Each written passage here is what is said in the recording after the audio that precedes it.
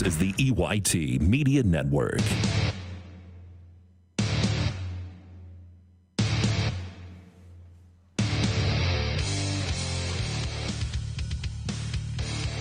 And good evening and welcome to Keystone High School. Tonight it's the opening round of the District 9 Single A playoffs as the Keystone Panthers welcome the Port Allegany Gators. Port Allegany coming in at 5-4, Keystone at 7-2 on the season as we roll here on the Kerle Tire pregame show. Kerle Tire football is right here on the EYT Media Network, exploreClarion.com.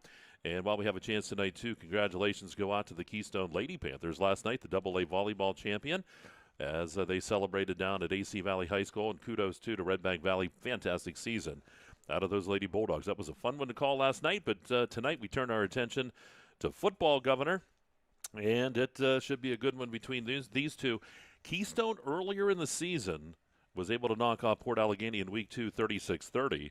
But this, as we were talking to Coach Ryan Smith before the game, Keystone a much different team right now, a lot of different guys in place that they didn't have back then, and they're hoping for big things here tonight. Well, they certainly are, Mike, but the reality is both teams, night and day difference, if you will, because it's a different point in the season. Your season now is a one-game season.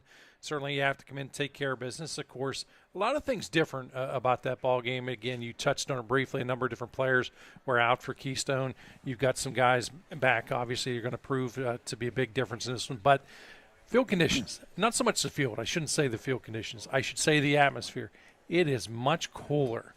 And obviously, you know, the period of acclimation, and again, it's difficult. There are some guys it doesn't bother. There are other guys who struggle in colder weather, and especially, again, if you're relying on that passing game, or even if you're a running back just holding on to that football, returns, all those good kind of things. So I think the weather, the temperature is going to be a little bit of a factor. Again, I say the weather because it falls in that category, but it's really not, because as far as it is a nice November night, but it's still cool. You have to get used to it. We were fortunate this year. Still wasn't warm enough for me. But for the most part, the evenings, we didn't have much of an issue temperature-wise. And obviously we're inside now, so we still don't have much of an issue here. But, again, it's going to be a factor for these players tonight. I was going to say the ultimate that's on any crew tonight that doesn't like acclimating to cold is sitting between Dustin and I.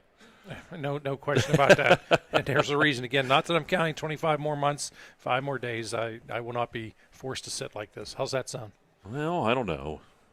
Well, I'll think about it before I make a decision how to respond. Well, you'll miss me.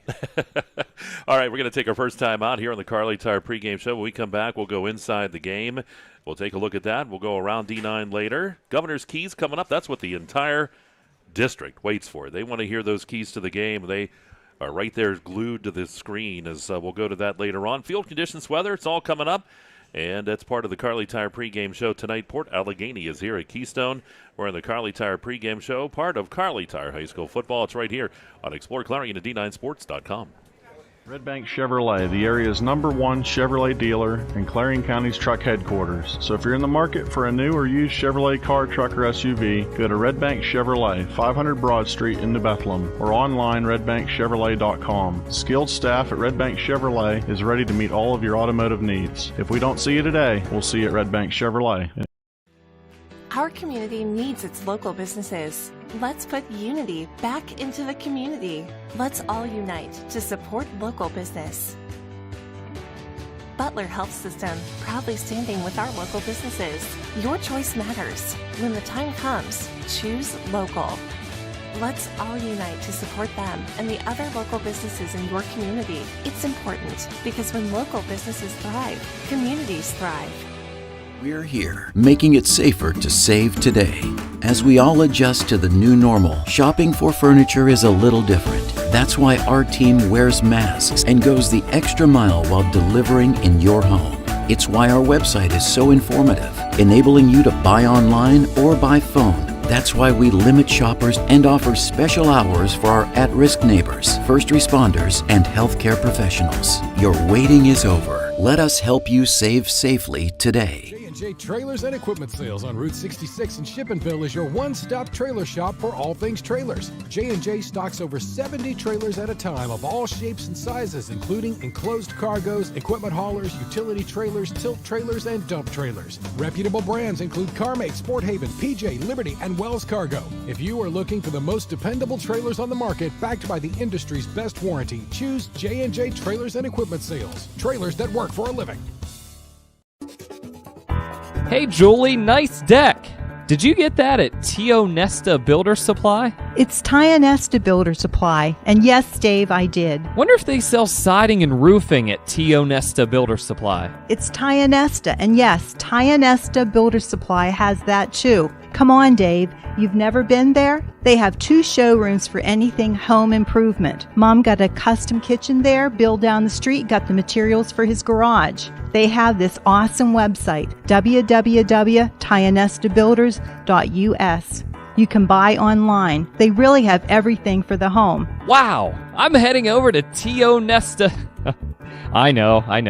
Tio Nesta Builders. Tio Nesta Builder Supply Home Improvement Center, family owned and operated since 1958, with locations in Tio Nesta and Shippensville. That sounds good. I'll check them out online at tionestabuilders.us.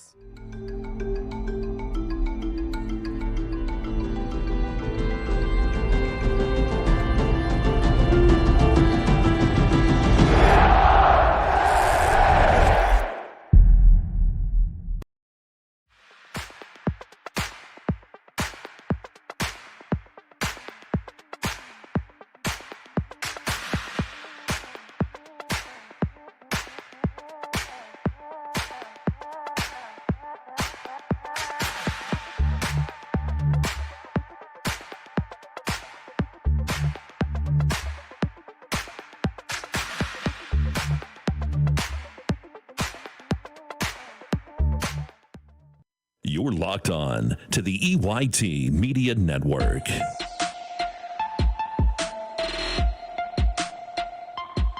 And back here at Keystone High School, it is the opening round of the District 9 Single A football playoffs, and it is Kerle Tire High School football. Mike Kalinowski, Governor Bob Dunkel, Dustin Kiefer, Tyler Oakes here. And he's got those that buffalo leather on, keeping him warm out there tonight. He's I'll tell you what, that's a fan favorite. It certainly is, as well it should be. You know, the big joke between us as a group here, we wondered how many bison were sacrificed in order to make those pants. The over and under line really is 3. Yep. So, and we told him he needs to watch out because I know, some folks are looking at him going, hey. But they were made back in 1893, so it was still legal for all of that stuff.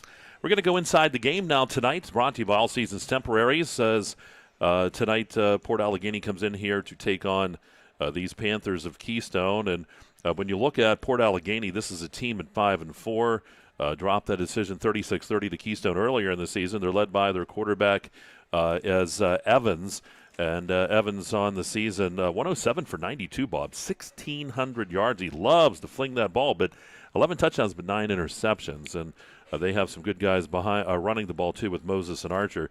This is a team that can run the football. They can throw the football. They can put some points on the board. Well, they can. And, of course, earlier in the week, our own Mike Kilroy had the opportunity to interview the coaches really from both sides, and got the opportunity to talk to them. And I had to laugh as we were reading the article, doing a little bit of homework, referring to those guys as the Three Stooges. And I kind of debated. I thought, well, should I talk about that tonight or not? Obviously, that's the coach's line. They are anything but Stooges. These guys put up some fantastic numbers. It's a balanced attack. It's a key. And, again, it keeps the defense honest, because if you start and focus on that passing game, guess what? They're going to try and run the ball down your throat, so you have to play honest defensively. It's something that every coach has had to prepare for, and obviously that's something that Coach Ryan Smith is well aware of tonight. And when you look at these Panthers, of course, Brett Brigham comes in just shy of 1,000 yards on the season. He's at 957. Could see him hit that tonight. 12 touchdowns for him, Receiving, Albright and McHenry are in there. And for rushing the football, Nellis is the leader on the team. But Wingard comes in second, Nellis with 721 yards. This is a team, too. This is ball control. Coach, Ryan Smith does a great job with the clock. That's one thing that we always talk about here, is how well he does. When they come out on the football field, if they get the ball, they're going to take a lot of time off that clock. They're very deliberate in what they do. slow and methodical. I love the approach, and I'm one of those guys that is a firm believer of that approach. Look, if you're facing a good offense and you can take the air out of that football, well, why should you try and snap that football with the 15, 18 seconds on the play clock? Run it down to 5. If you do that each and every series, each and every down, you're letting that time evaporate off the clock, Mike. And, of course, it's going to make your defense look that much better. Again, you want to control the tempo, but in order to do that and do that successfully, that means you have to score early on. And again, get your opponent into a situation where they got to play catch up with you. And a lot of that's easier said than done. But if you look back, that was one of the big keys for Red Bank Valley, beginning part of the season. That was an upset. Obviously, Red Bank came in. A lot of people were looking for a lot of high octane offense. Well, Red Bank didn't have that many offensive touches during the course of the game. And why? It was because good defensive play, number one, and number two, it was the offense that was slow and methodical.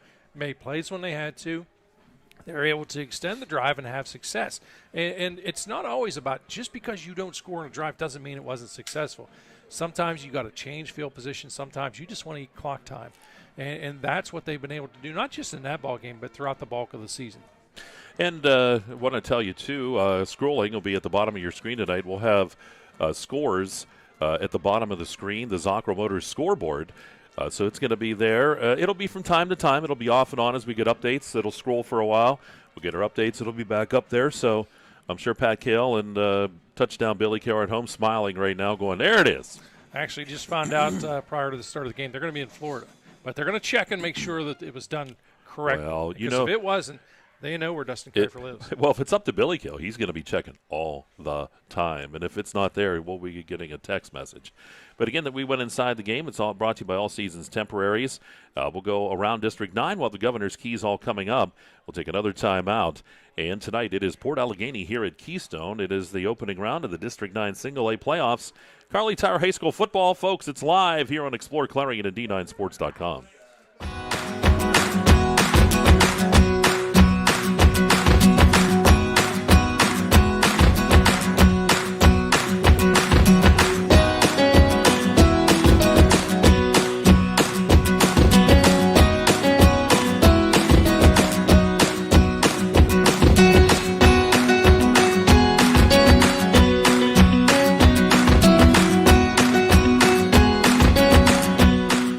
So much to protect each day. Eric Schick Insurance and Financial Services is here to help you find the right coverage that fits your life. Call 814-275-2210 to learn more.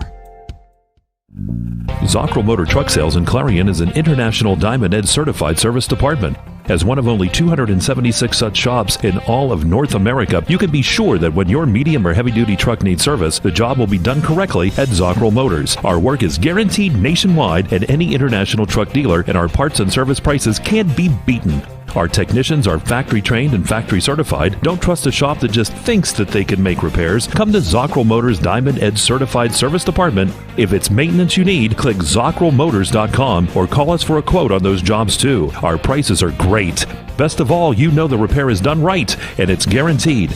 Get your truck service work done at Zocro Motor Truck Sales, 2 miles north of exit 64 Interstate 80 in Clarion.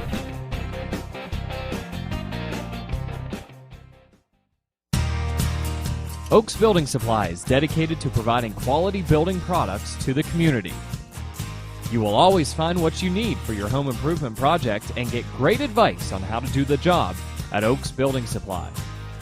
Customer satisfaction is a top priority. Oaks Building Supply, for all your building and lumber supply needs. Located on Route 66 in Lucinda.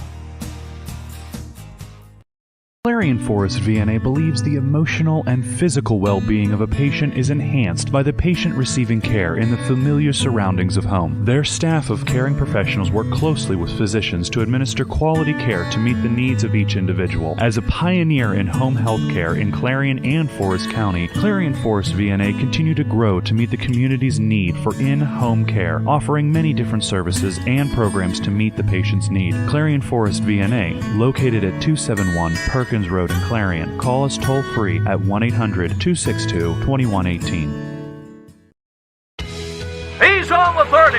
He's on the 20. He's on the 10. It's a touchdown. There's nothing like football. The lights, the cheers of the crowd, and getting a chance to see our local athletes and kids give it all they've got. Come to a game. Support our local schools. Clarion County Community Bank. A better way to bank. Member FDIC. Visit us online at ClarionBank.com.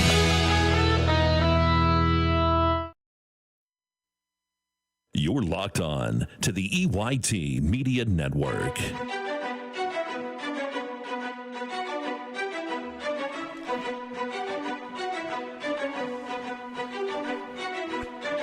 All right, back here at Keystone High School. Mike Kalinowski, Governor Bob Dunkel, Dustin Kiefer, Tyler Oakes, all here as we rock and roll here tonight. It is a Kerle Tire pregame show as Port Allegany visiting Keystone this evening, opening round of the Single A playoffs. Time to go around District 9 tonight, brought to you by River Hill Automotive. 5 games going on in 1A. It's Kerwinsville, it's Smethport, Cameron County's at Union AC Valley. Red Bank Valley has a bye this week. As Red Bank Valley will be playing next Friday night. The winner of this one will be playing out there. And we see on the film there, or the video, I should say. I always say film. And kids look at me like there is no film anymore. But you can see Keystone getting ready to come onto the football field. And we got that scrolling score at the bottom, Keystone, or the Zockrell Motors scoreboard here at Keystone, right? It's the inaugural week. Ryan Smith was all excited. I said, we keep putting all these new features in. You're going to want something special every week. He said, yes, we will, Mr. K. Yes, we will. But there you go. And I know one other game going on tonight, too. We also have that AAA championship game. That is Clearfield and St. Mary's going on. That should be a good one as well. 4A University Preps at DuBois tonight, or Dubois, as Bob likes to say. So there's your games going on tonight. And around District 9, brought to you by River Hill Automotive. Weather forecast sponsored by J&J Feeds and Needs and Trailer Sales. This is a Bob Dunkel lovin' weather forecast. It's going to stay nice and clear. Temps are going to drop into the upper 20s. Game time temps will start in the low 40s and drop off into the 30s. We do not expect any precipitation tonight, so it looks really, really good for this contest here. And the field conditions brought to you by Cousin Basil. I'll tell you what, for the precipitation we have had and things like that, the field is in pretty decent shape. You know, it would look a lot better, however, if it were like 20 degrees warmer. Oh, stop it. I'm just asking. Just saying. And we'll take one more time out. We're going to come back. We'll have the governor's keys to the game on the way. Also, rolling out the red carpet.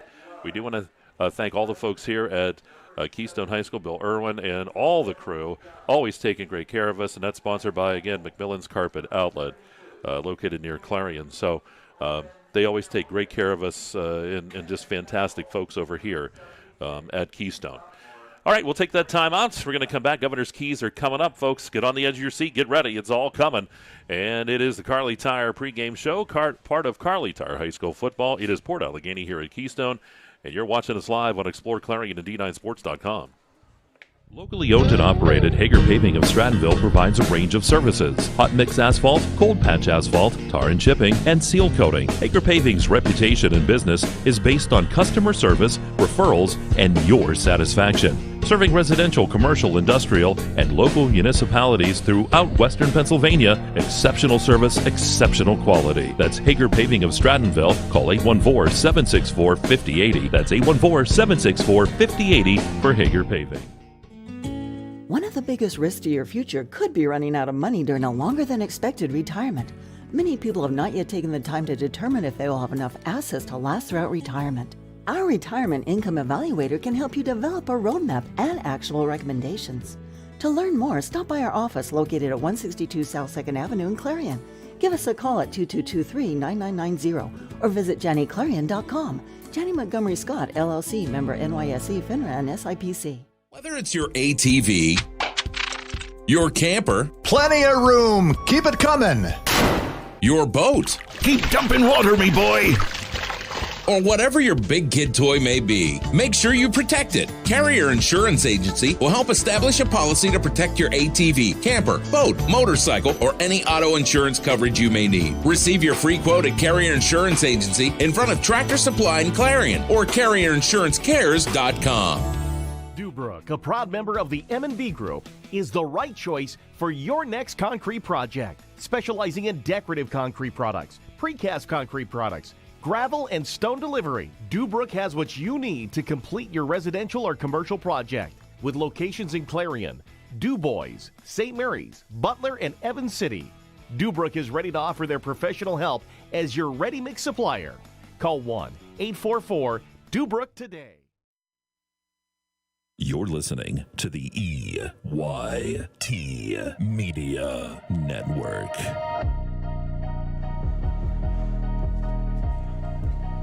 All right, back here at Keystone High School, Mike Kalinowski, Governor Bob Dunkel with you.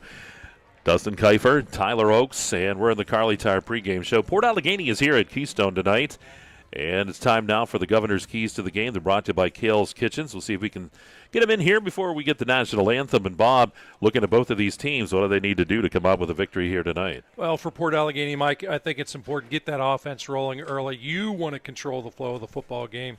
Obviously, I think in order to do that, you have to take chances, challenge the secondary here of Keystone, and obviously you have to avoid turnovers. But more importantly, Mike, I think one of my biggest keys here for Port Allegany is avoid mental mistakes. Obviously, you know that you've got a very talented football team, but you cannot afford mental mistakes in an opening round playoff game. Now for Keystone, I think it's important. They've got to come up with an answer to stop the dangerous trio of Drew Evans, Blaine Moses, and Noah Archer. Well, how are you going to do that?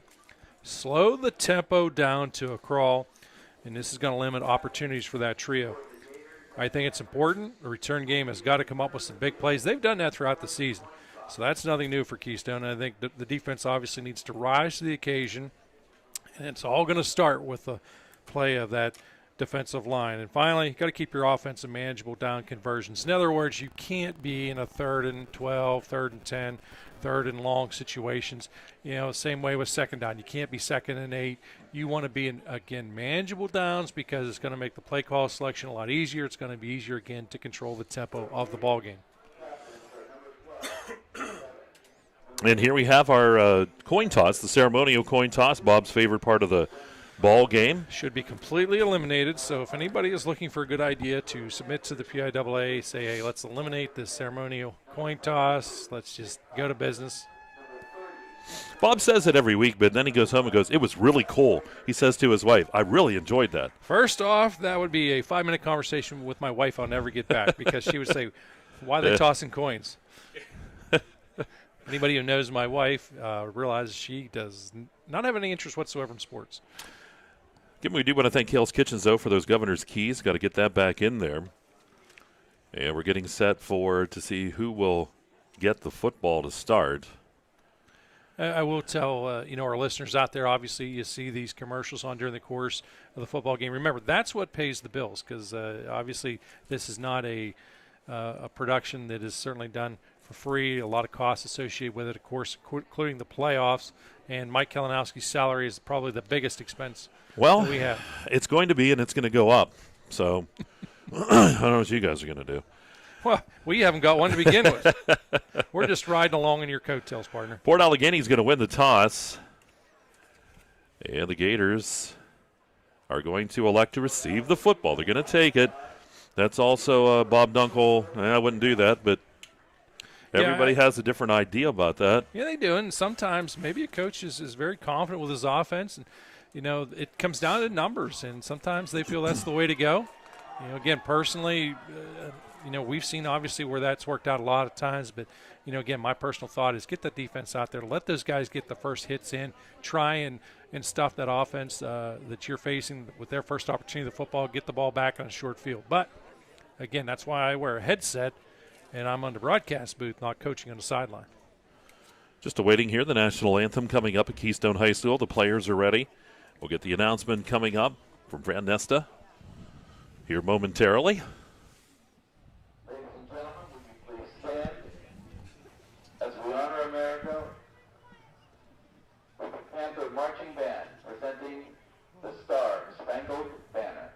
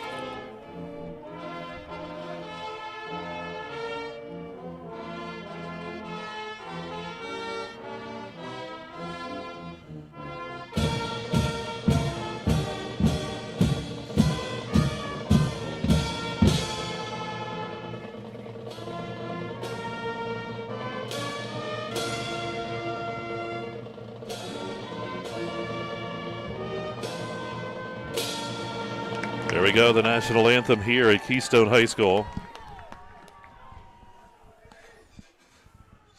Nice job by the band. Nice shot by Tyler there getting the flag and then panning over to the band, doing a fantastic job as always. We're just about ready for kickoff here. Great opportunity certainly for Keystone, Mike. They've earned the right to play host to a playoff game. It's been a long, hard season. Certainly the work not done yet. They've got a big, tough task at hand tonight. But, congratulations to them as well, obviously being the Southern champ, small school champ. Yep. Of course, the winner of this one will go to Red Bank Valley next week. And we will have that one for you on Friday night.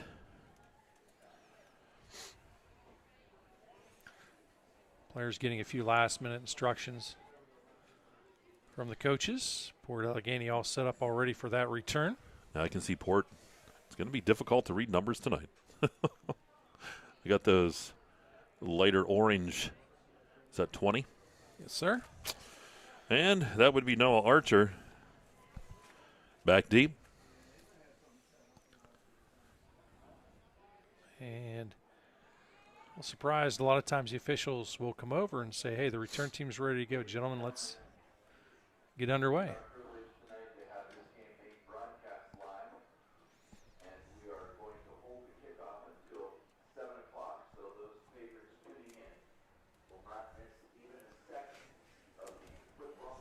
That's interesting. Wow.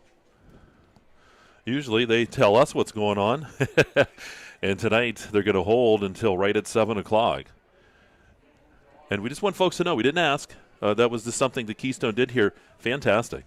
We're just about there. It's about a minute away.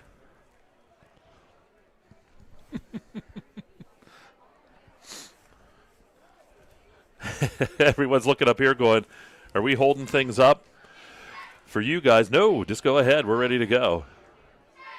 Hey, we're making no secret. We're ready to rock and roll. I don't know. We'll have to see. Maybe they'll give us some media timeouts, too. Way to go. Now, I'm glad I didn't park near you guys. The tires will be slashed. Yeah, I know. Thanks to our producer, Dustin Kiefer, saying, hey, let's get this thing underway. There's a man that gets results. He gets everybody out there. No tomfoolery when Dustin's in the house. Nick Cosper is on to kick things off here for the Keystone Panthers. Back deep, it is Noah Archer. He'll be the way back deep man.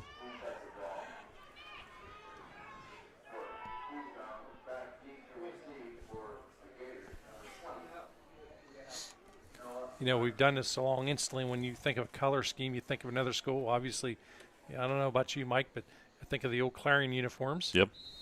As I look at Port. Here's the kickoff. Going to roll down. Going to be picked up by one of the up men. Goes to the right side. Across the 40, 45, up near midfield, and then forced out of bounds.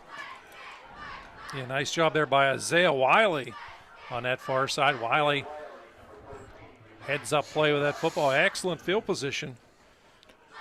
And I'm going to have to get closer to the window here so we can see those numbers in much more detail. I was going to say, if you actually have to crack it open, don't be shy. Yeah, it's... I may freeze to death, but that's my fault, I guess. Well, we got the little heater going down here by our feet, so our feet will be warm. We may have to do that. Of course, Port with those lighter colors. Evans is the quarterback. He'll work out of the pistol setup. That's Archer right behind him. Snap the ball back to hand that off over the right side. Banging around. Archer takes that ball forward, and he'll be dropped at about the 44-yard line of Keystone. Yeah, nice opening game. About 4. Yeah, nothing fancy, and again, just a good, safe, high percentage play to start the ball game. Same setup, Evans again in the shotgun. Hands that off, and then over the right side, on down near the 40-yard line, down near the 41. Was that Moses getting the carry, I believe? It was. Nice recovery there, too, because the ball was not exchanged cleanly between Evans and Moses. Moses pauses for that split second, wanted to secure the football. Nice job on his part. Still a third manageable situation. So third down here and still about along 3.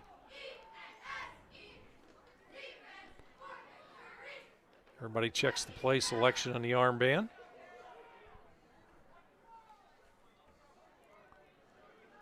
Third down.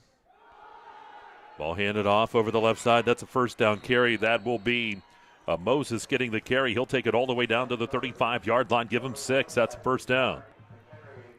Yeah, nice pickup. Good job there by the offensive line, opening up some pretty big holes.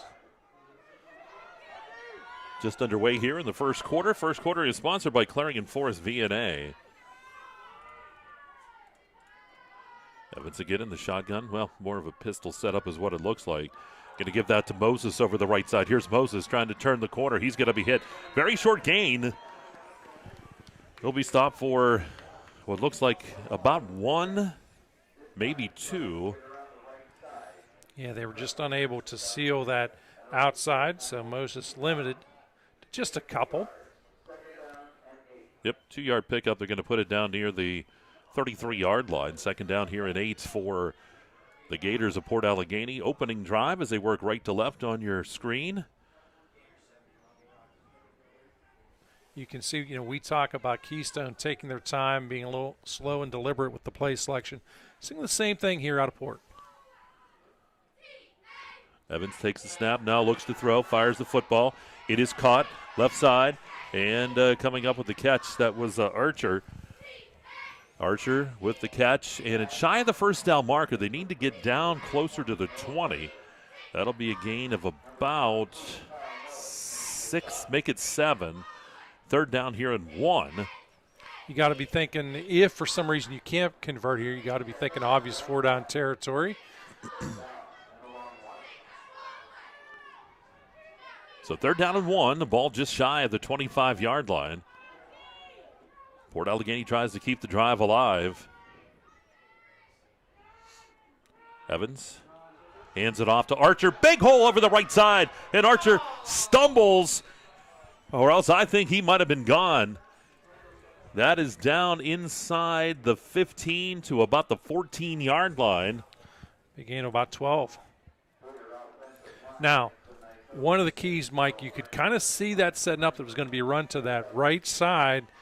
And I think actually Evans was licking his chops a little bit, tried not to give it away, and he did not. But the formation really did a good job of executing a clean, crisp running lane.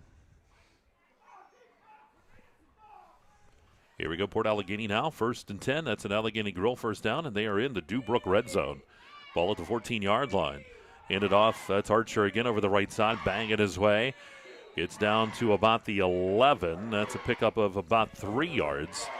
Second down here and about 7 here for the Gators.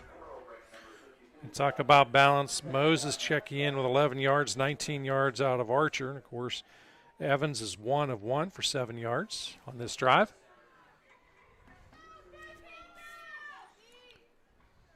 Offensive line is really doing a good, solid job, Mike, of creating lanes. Ball handed off right up the middle, banging around. That is Moses getting the carry. Takes it down inside the 5. And that, see where the marker is. It looks like it might just be, they're going to say, they're going to give him the first down. For the first down. So it needed 7, picks up about that. Yeah, Gavin Burgess, the offensive lineman, really did a great job of creating a hole there. Evans in the pistol. Takes the snap. Hands it to Moses over the left side. Reaches out to that goal line. He's not going to get in. He's right there. Picked up about 3. Yeah, boy, Moses had a nose for the end zone. Comes up just short. This has been a nice job, Mike, by Port Allegany this opening drive. You see why they wanted to take the kickoff. Started out with great field position, and they have really put together a nice drive, knocking on that door to get a touchdown right now. Evans again gets ready. 12 on the play clock, still has time. Takes the snap, hands that to Moses. He stumbled as the ball was handed to him. He slipped, and he'll lose a couple back near the 3-yard line. A host of defenders, but among them is Champ Levere with a nice stop. So a couple yard loss on the play sets up a 3rd and goal now for Port Allegany. Opening drive of the game. It's already down to 6 minutes to go. They've used a lot of time.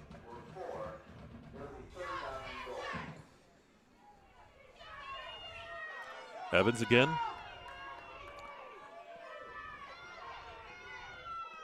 In the pistol. Keeps the football. Rolls to the left side. Evans hit, and he's in the end zone, though. He'll cover the 3 yards and get in. Drew Evans, the quarterback, in for the score here for Port Allegany. Yeah, Evans, a nice job of hanging in there. Decided to tuck it and run. Able to punch it in the end zone from 3 yards out here. That 5:44 mark. They will go for the 2-point try. Ball handed off over the left side. Spinning around in the end zone. The 2-point conversion is good. So Archer will get the 2-point conversion. 5:44 to go here in quarter number 1. We'll take our first time out. It is now 8-0 in favor of Port Allegany. And you're watching Kearle Tire High School Playoff Football on exploreClarion and D9Sports.com.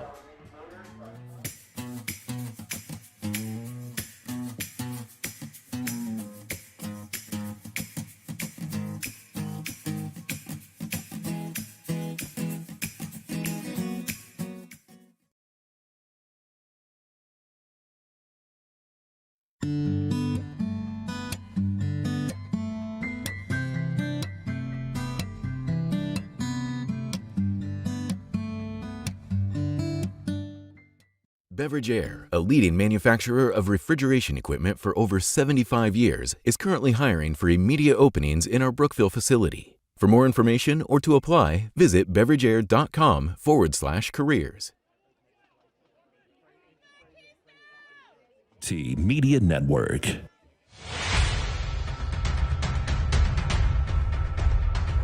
All right, back here at Keystone High School, Port Allegany leads it 8-0. Kicking off will be Braylon Button. Back deep for the Panthers will be Albright and McHenry.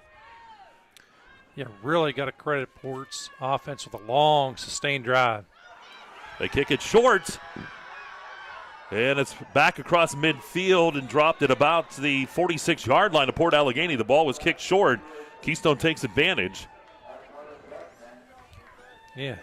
That time, one of the up guys, guy who never really gets much of an opportunity, Nick Cosper, handles that return.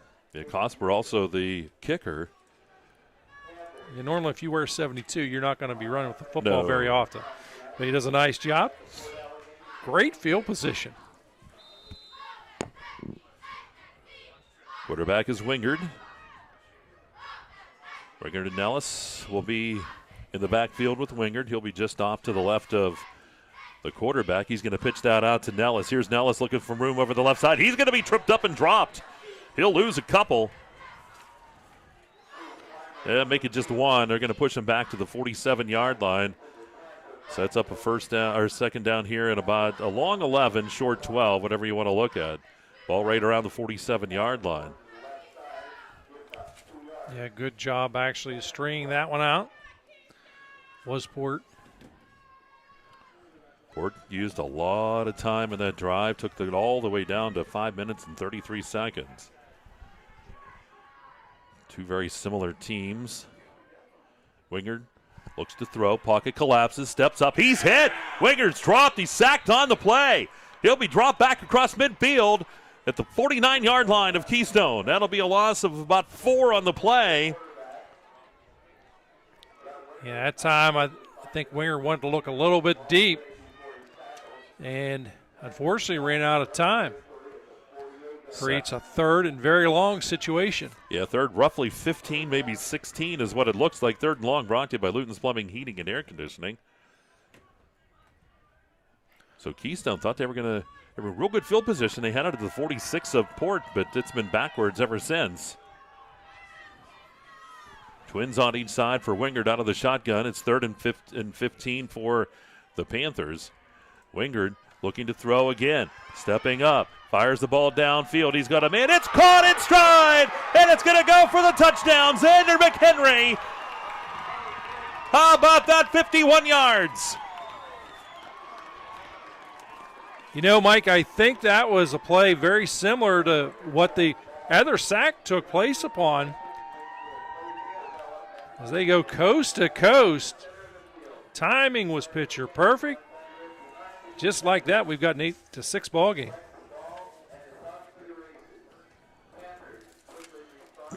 So, Keystone. Bam, the first couple plays, we're going backwards, and they went forward big time. Here they go now for the 2-point conversion. Wingard looking to throw, rolls to the right side. Wingard tripped up, stays on his feet, fires the football, and it's going to be knocked away in the end zone. So 8-6 is where we stand. 4 minutes to go here in this first quarter. It's been fun already, and we'll take a timeout. You're watching Kerle Tire Playoff Football. It's right here on exploreClarion and D9Sports.com. This is Corey. He made 2 big mistakes. His first mistake was not going to Laurel Eye Clinic to have bladeless LASIK. His second mistake was trying to pet what he thought was his cat without wearing his glasses. Don't be like Corey. Call Laurel Eye Clinic. With so much to protect each day, Eric Schick Insurance and Financial Services is here to help you find the right coverage that fits your life. Call 814-275-2210 to learn more. You're locked on to the EYT Media Network.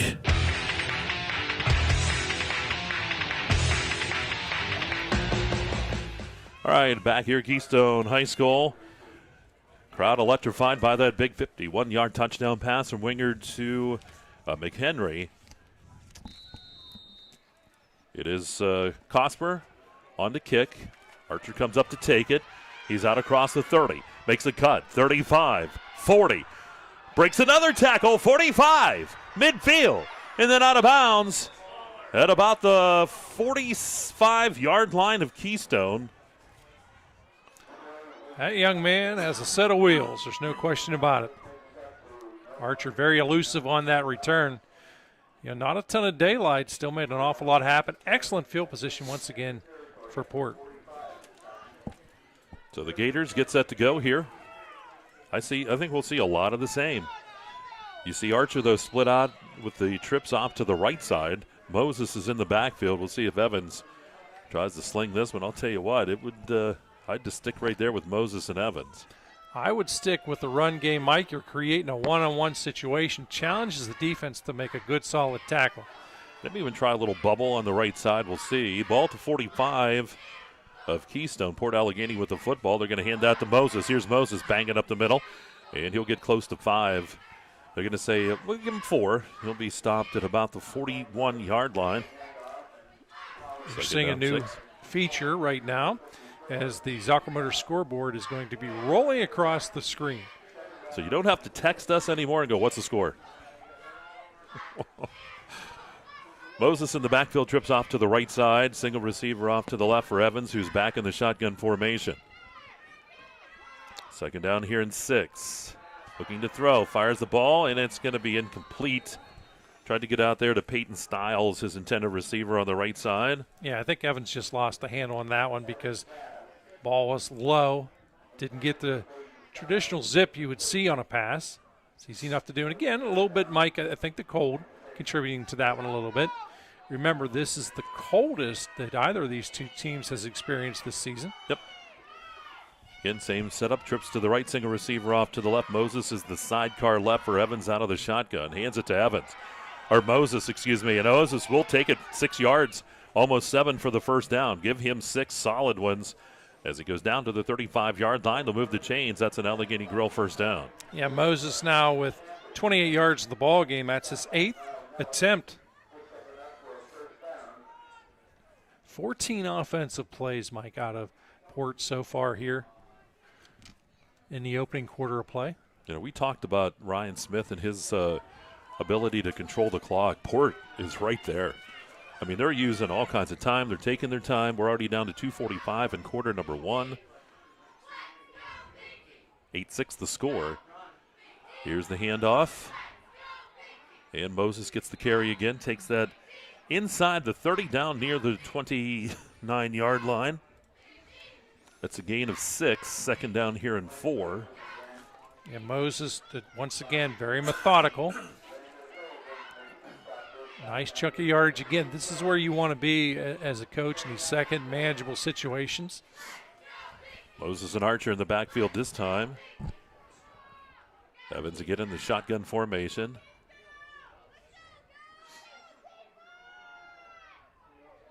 Evans checks to the left. Everybody ready? Evans takes the snap, hands out to Archer over the right side. Here's Archer. He's hit, but turns back upfield, and this time he'll be driven backwards. He may get one. We'll see where they spot that football. Sets up a third down. Be a third down in about 3. They'll give him 1. Yeah, Landon Hurlbrink doing an excellent job with the play there. Making the tackle. All right between that 27, 28-yard line. So it's a short 3 here for Port Allegany. Well, realistically, you can still do just about anything you want in this play because it's 4-down territory. Obviously, you want to pick it up in this down, but it's not a bad down to take a chance on. Twins on each side for Evans. Going to give it to Moses. Moses leans forward, and he'll be brought down, shy of the first down. And it's going to be a pickup of 2. And it sets up a 4th down and 1. Going to have to run another play prior to the end of the quarter. But, again, you can take your time here. Yeah, the percentages say you're going to run with the football. So a big 4th down here for Port Allegany as they try to keep the drive alive. They lead 8-6. Waiting moments here at quarter number 1. We'll get at least one more play. Here's Evans ready to go. Hands that ball to Moses, banging his way up the middle, and he'll have the first down. As he leans forward, he'll pick up 2 on the play as he takes it down to about the 24-yard line. We'll start the clock once the change are spotted. I don't know that I would bother running a play here in this situation, Mike.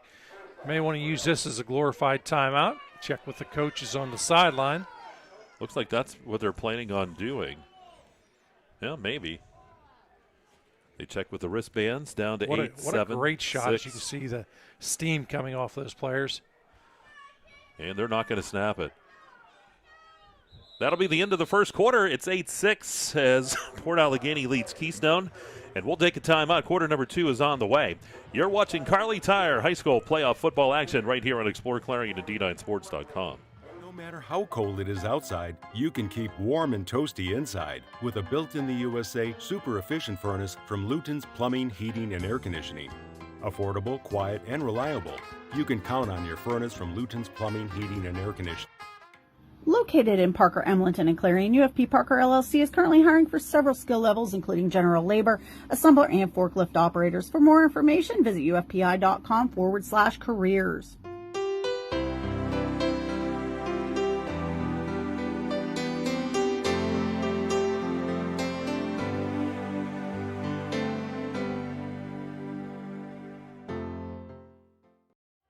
This is the EYT Media Network.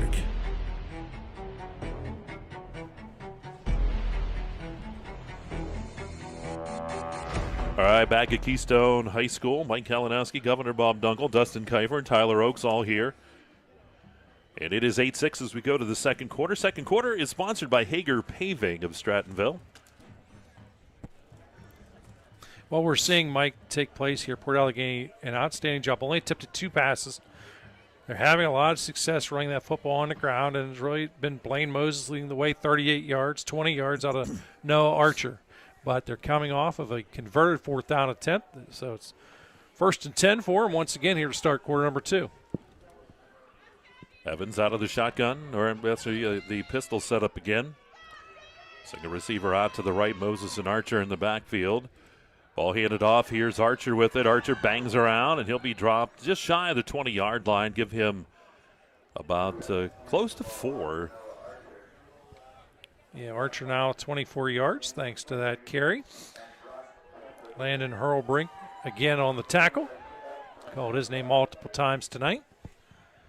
Second down, a short 7, long 6, however you want to look at it. The ball just shy of the 21-yard line.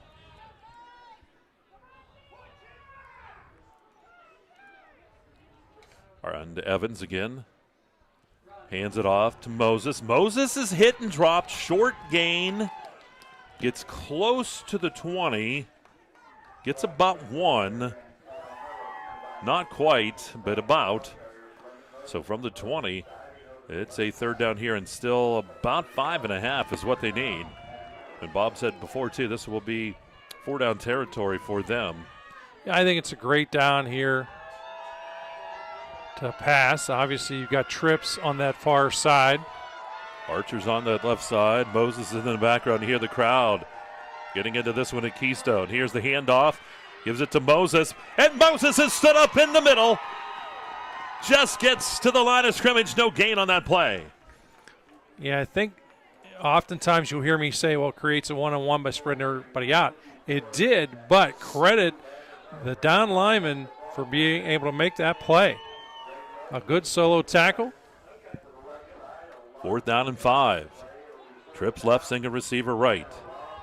Evans is the working in a shotgun. He's got Moses just off to his left. 4th down here for the Gators. Maybe an opportunity if you can apply some pressure, but you got to be careful. Evans can tuck it and run if he has to. Evans readies. 4 on the play clock, takes the snap, looks to throw. Evans dances around, pocket collapsing, fires the football, and is it picked off? It is. It's intercepted. And was that McHenry? It was. Ball picked off. That's down around the 15-yard line. And you have to credit that interception really to the guys up front on the defensive line. They applied the pressure. You know, Evans had a little bit of time to survey the field, but again, not enough as he forced the throw, or was forced to throw, if you will, and results in interception. Wingard will come under center. Nellis behind him. Single receiver on each side. Keystone taking over at their own 15. Hands it off to Nellis over the right side. Nellis spinning around. Nellis stayed up on his feet and gets out near the 20-yard line. Give him 5 on the carry. Sets up a second down here and about 5 here for the Panthers. Yeah, nice quick pickup of 5 there. Looked like it was going to be a short game, but now you're in that second manageable.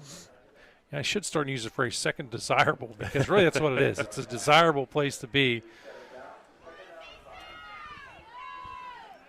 Wingard will come under center. Second down and 5. Ball sitting at the 20-yard line of the Panthers. Going to go right back to Nellis. Nellis finds his way. First down, more breaking tackles out across the 30 to the 35-yard line. Give him the 36. And that's a gain of about 16 on the play. Yeah, fabulous job that time. Just simply running up the gut. You know, it's nothing fancy. In order for that play to be successful, your offensive line has to sustain blocks. They got to have crisp, clean blocks. They do so, and you also have to be a patient runner, which Nellis was with that play. 1st and 10 here for the Panthers. That's an Allegany Grill first down. Gives it back to Nellis. Hole over the right side. First down and more. Midfield. And then forced out of bounds at about the 47-yard line of Port Allegany. Yeah, these are chunk yardage running plays. About 18. Am I close? You're close. Going to say right at the 48 is where he went out of bounds. Well, they're going to give him the 47. They move it ahead. And again, nice high percentage plays, get confidence in the offensive line. I think that's one of the things too, Mike, as I look at this big lineman, they're doing a good job of sustaining blocks. They're not holding. It's just good execution. So the Panthers, new set of downs, now they're Allegany Grill first down. Backs in the eye behind. Little belly play there, right up the gut. Inside the 45 down to the 44-yard line. And it's going to be Hunter Shook with that carry. Shook gets the carry. And a good change of pace there.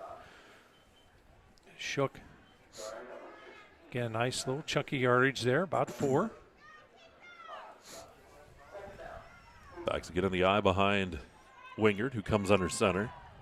Single receiver on each side, takes the snap, fakes to McHenry, rolls out to the left side, fires downfield, looking for his man. It is in and out of the hands, trying to find Tyler Albright downfield. Got the ball to him, just unable to hold on. Good defense, too. Give credit to Chase Weimer for Port Allegany. Yeah, credit Weimer that time with the coverage, but I like the play call, Mike. Well executed, comes up just a little bit short. 3rd down. Yeah, good opportunity, good down there to try and be aggressive. They do come up short, so puts them in that 3rd, and it's still makeable, but certainly have your homework cut out. Yep, 3rd and 7. Going to hand that football off, and that time Nellis gets nailed right there just at the line of scrimmage. Maybe gains about 1 is all. They'll give him 1. And 4th down. 4th down. I don't think there's going to be a ton of hesitation. You have to punt this football. This is going to be a field position type ball game, I should say. Isaiah Yarger on to punt. Archer goes back deep. Looks like Moses back there as well. Ball snap back to Yarger. Good snap. Punts away. Angles it away from everybody. Good punt, too. That just there was no chance of a return. It's going to go out of bounds right around the 25-yard line, maybe around the nope, actually down about the 17-yard line is where it's going to be. Good job by the coverage group. Second quarter action here from Keystone High School. It's 8-6. Port Allegany leading. Hager Paving second quarter, 6:36 to go. Port, another shot here with the football.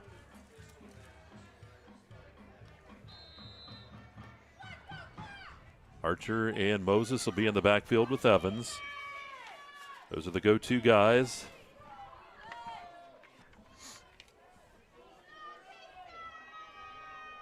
Evans, they just take their time. No rush. Ball snap back to Evans, hands it to Archer. Archer over the left side. Breaking a couple tackles, stays up on his feet. First down carry, takes it out to the 31-yard line. That's a gain of 14 in the first down. You know, again, Mike, these are simple plays. This is not anything razzle-dazzle. They're coming right at you. Here it is. If you can stop it, you know, we're going to try something else. And so far they've had a lot of success. You know, Moses leads the team 39 yards with 38 yards out of no Archer. Ball to 31. There's the handoff. And getting the carry that time. Was that Archer again, I believe? Nope, that was Moses that time. Takes it out across the 40 up to the 41-yard line. That's a gain of 10, Governor. They're going to move the chains. Another Allegany girl first down. You know, as I say, it is, Mike, it's just pure, here it is, stop it if you can. Trips her out to the right, single receiver to the left. Moses in the backfield with Evans. Archer is in that set that's out to the right side. Going to give it to Moses. Moses takes it forward. Not a lot there that time. Good job by the Keystone defense up the middle. He'll pick up about 1.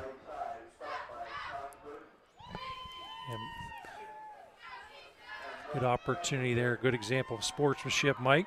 Yeah, they'll give him closer to 2, second down and 8. Helping everybody up after the play. See, when you played, though, you'd push guys down. That's how they did it back in the 60s. This coming from a guy who used to play basketball when it was stuffed. Second and 8. Looking to throw, and the pass is incomplete. Trying to find Archer on the left side over there. So third down here and 8 yet for Port Allegany, the Gators.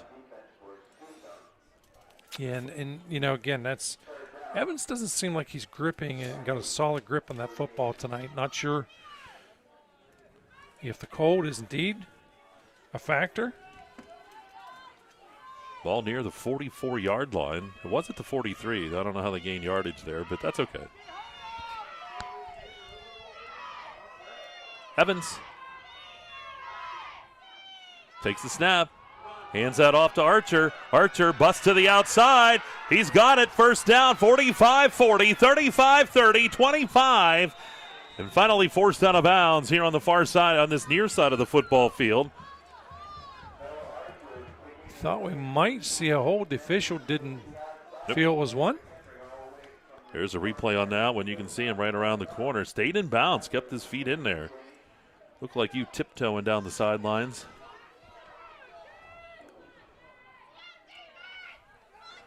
So the ball to 25-yard line of Keystone.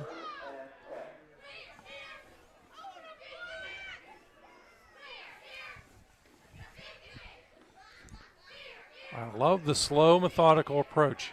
I expected to see that for sure out of Keystone, and we're seeing it on both teams instead. And off to Moses over the left side. Moses leans forward, and he'll pick up 5 yards of his own down to the 20-yard line. Puts him in the Dubrook red zone. 8-6. Port Allegany leading here with 4:36 to go here in this quarter. It's already the 16th rushing attempt out of Blaine Moses. Watch maybe on this one. Archer's going out to the left. They like to throw to him also. Styles is off to the right side, both men on the slot. I'd still play this straight up. They've not had much success through the air tonight, just 7 yards. Evans in the shotgun.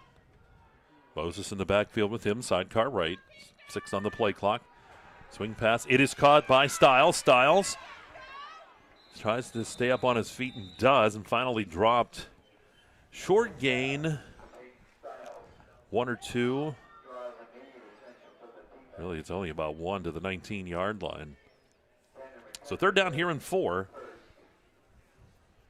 It'll be 4-down territory for Port Allegany. Yeah, I think you want to run the football here. Obviously, trying to pick up the first down. If not, you want to get at least half the yardage. You're going to go for it on 4th down unless something crazy happens on this down. Evans again works out of the shotgun formation. Takes the snap, hands out to Moses over the left side, and Moses leans forward, and where the one official comes in, it's pretty close. I think he might just be a little bit short. It'll be 4th and probably about the length of a football is what they're going to need. Yep. Good shot there by Tyler. That guy must know what he's doing. Well, at least he pretends really well. Never let on in a 4th and short situation. That's what we've done for 34 years. Well, I have. You're pretty good. No, I'm not. I'm on your coattails. You kidding? Oh, jeez. Here's Evans working down 9 on the play clock. I think they're gonna have to use a timeout on 4th and short. Port will, and we'll take a break as well. 2:36 to go here in the second quarter. 8-6 Port leads, and you're watching Kerle Tire playoff football here on exploreClarion and D9Sports.com.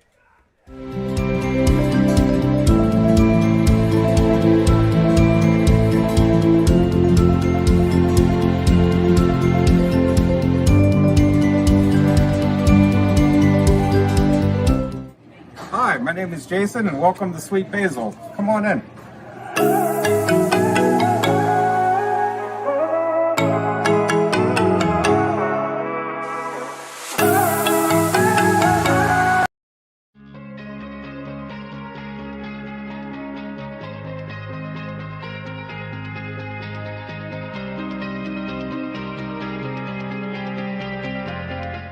West Park Rehab Physical Therapy, providing traditional physical therapy plus diagnostic testing to include EMG nerve conduction study and musculoskeletal ultrasounds. To the EYT Media Network. They're going to go right to action here as Port comes out. It is 4th down and about half a yard. They need to get to the 15-yard line. Evans takes the snap, hands it to Moses, and Moses will have the first down as he will take that down near the 10. See if they drop the chains or not here to make it a 1st and goal. He gets to the 10. Picks up 6. And they're going to drop the chain. So it's a 1st and goal here for Port Allegany. So the ball must be resting right on that 10-yard line. Yeah, the tip really just over it. Moses and Archer in the backfield with Evans. They've been the workhorses. Here's the handoff to Archer. Right up the middle. Bangs his way inside the 5. All the way down to about the 2-yard line. That's a gain of 8, almost 9 on the play. The Archer up to 78 yards in the ball game. Couple of nice long runs for him. 2nd and goal here from the 2-yard line for Port Allegany as they look to add to that 8-6 advantage. Pick your poison. It'll be Archer or Moses. You can see Evans, too. He can run. Offensive lineman checking the armbands. Finding out which way to block this one. Evans still with 8 on the play clock. Takes the snap, hands that to Moses, and Moses over the right side. He'll be stopped shy of the goal line. He'll get 1, but that's all.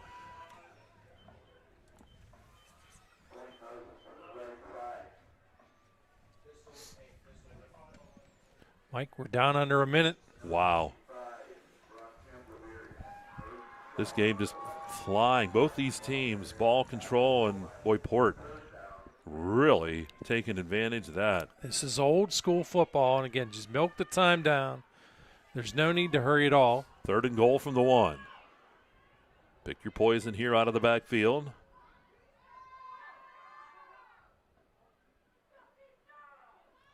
Evans takes the snap, hands it to Moses. Moses hit. Moses is stopped shy of the goal line. He doesn't get it. It's 4th and goal.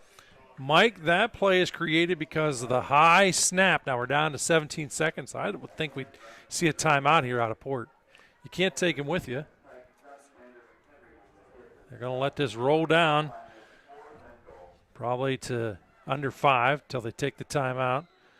That way they're either going to score as time expires. We're going to keep it right here. We're not going away. Well, we have our halftime coming up, our Carrier Insurance halftime Going show. back to the 3rd down play, Yeah. what happened? The snap was high, so that threw the timing off, and obviously Moses couldn't get that surge, and he still came close to breaking the plane, but just that split second disrupted things a little wee bit. And again, credit also to the good play of the defensive line as well, because, the defensive line doesn't realize that snap's going to be high.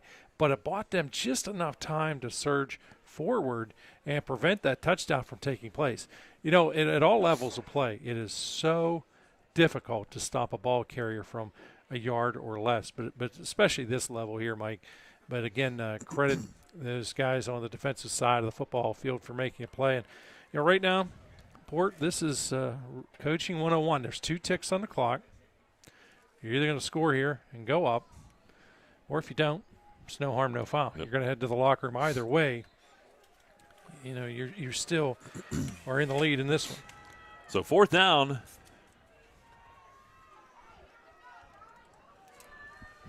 Fourth and goal from the 1.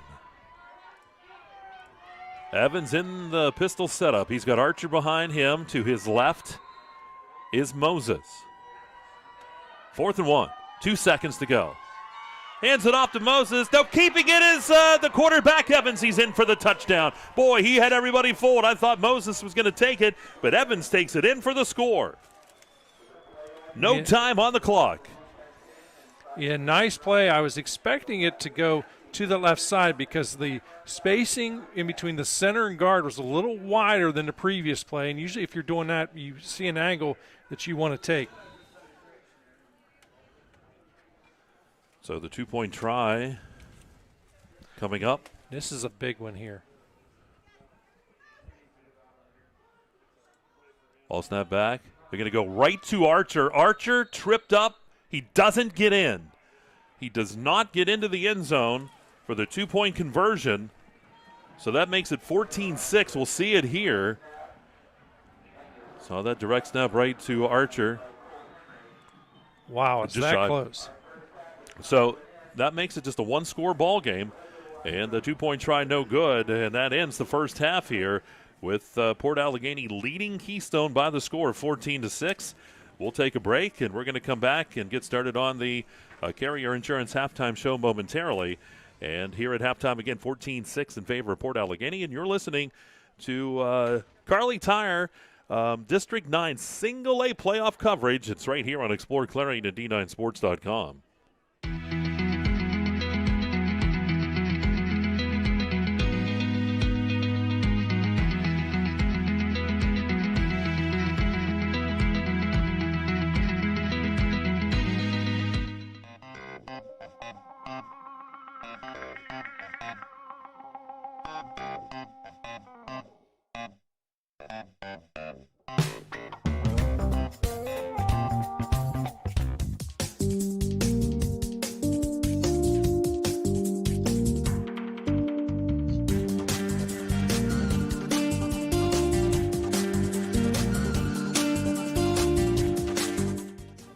Best of luck in the playoffs to all our local football teams.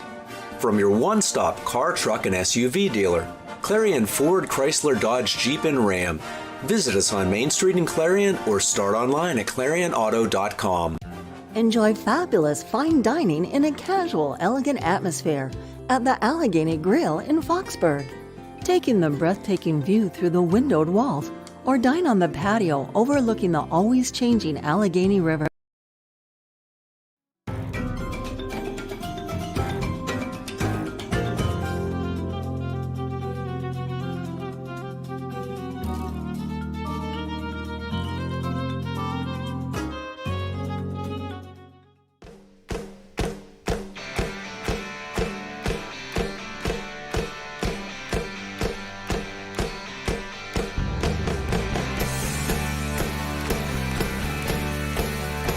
Can afford a gorgeous custom-designed hardwood Kerle's kitchen for a lot less than you'd pay at a DIY store. Go to FactoryDirectKitchens.net. At Kerle's, there are never middleman markups or hidden charges that can add 40%. Go to FactoryDirectKitchens.net. That's FactoryDirectKitchens.net.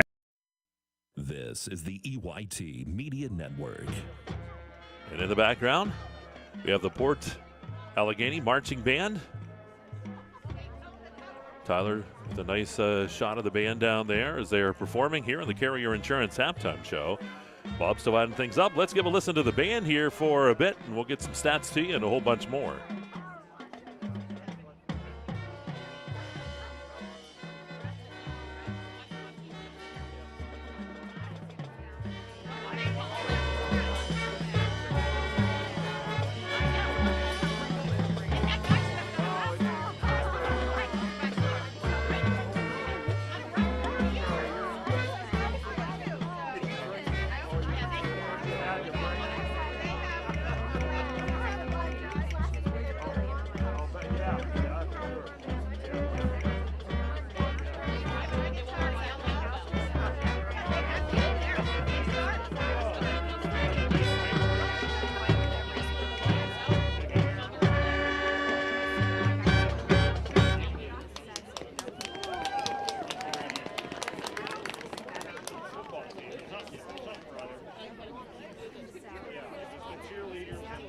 All right, there you go. The Port Allegany Gator Marching Band there in the background as we continue here in the Carrier Insurance halftime show. It is time now for your statistics. They're brought to you by the Laurel Eye Clinic. And, Bob, how do things stack up here at halftime? Well, Mike, stats are telling a little bit of the tale on this one, as it is Port Allegany with 157 yards of total offense, 149 on the ground, just 8 through the air. Balanced attack here, as Noah Archer leads the way, 78 yards, followed by 67 yards out of Blaine Moses. But it's Drew Evans with his 4 yards, and, oh, by the way, 2 touchdowns. So he only rushed twice, able to punch in the end zone both times, so he has 4 yards. Drew Evans, by the way, he is 2 of 5 with the 1 interception for 8 yards. Noah Archer hauling in a reception for 7, and Peyton Stiles 1 reception for 1 yard. But now we're going to come to the part as we take a look at Keystone stats, and this is amazing because very few times is this a huge factor in the game, but it will be when I tell you this. This may shock you. In the first half, Keystone only 9 offensive plays in the first half, and made the most of their opportunities as they were able to score a touchdown. Mike, they finished here with 89 yards of offense in the first half. Leading the way on the ground was Kyle Nellis, checking with 39 yards, 4 yards out of Hunter Shook, but Wingert sacked once for -5 yards. Wingard, by the way, 1 of 2 for 51 yards, but the 51 was a big one, as it was a touchdown to Xander McHenry. McHenry, again, hauling in a lone reception, but just 9 plays. That is a huge, huge number. At the high school level, you really just don't see that. It was total clock management, 101 out of Port Allegany. Of course, we know that is a very strong suit for Keystone, and that's what I expect to see in this ball game. Keystone was going to come out and try and slow the tempo down. I still think they want to. Obviously, they don't want to get in a track meet. They're very fortunate here, Mike. It's just a 14-6 ball game. Typically a lot of teams will have 9 plays on a drive, or certainly 2 drives. But again, the opportunities were limited. Credit Port, they've taken the air out of this football. All right, again, the stats brought to you by Laurel Eye Clinic. Take a break here coming up. We'll let the Port Band take us out into this one. And coming up, we'll have the Zocro Motors scoreboard. You see those scores at the bottom of your screen, and you can check those out at any time. We'll go through the scoring summary, and the keys in the second half are all coming up. There you go, the Port Band getting us out of here for this break. We'll be back with more for you. Carrier Insurance halftime show continues. 14-6 Port leads here at halftime, and you're listening and watching Kerle Tire High School Football on exploreClarion and D9Sports.com.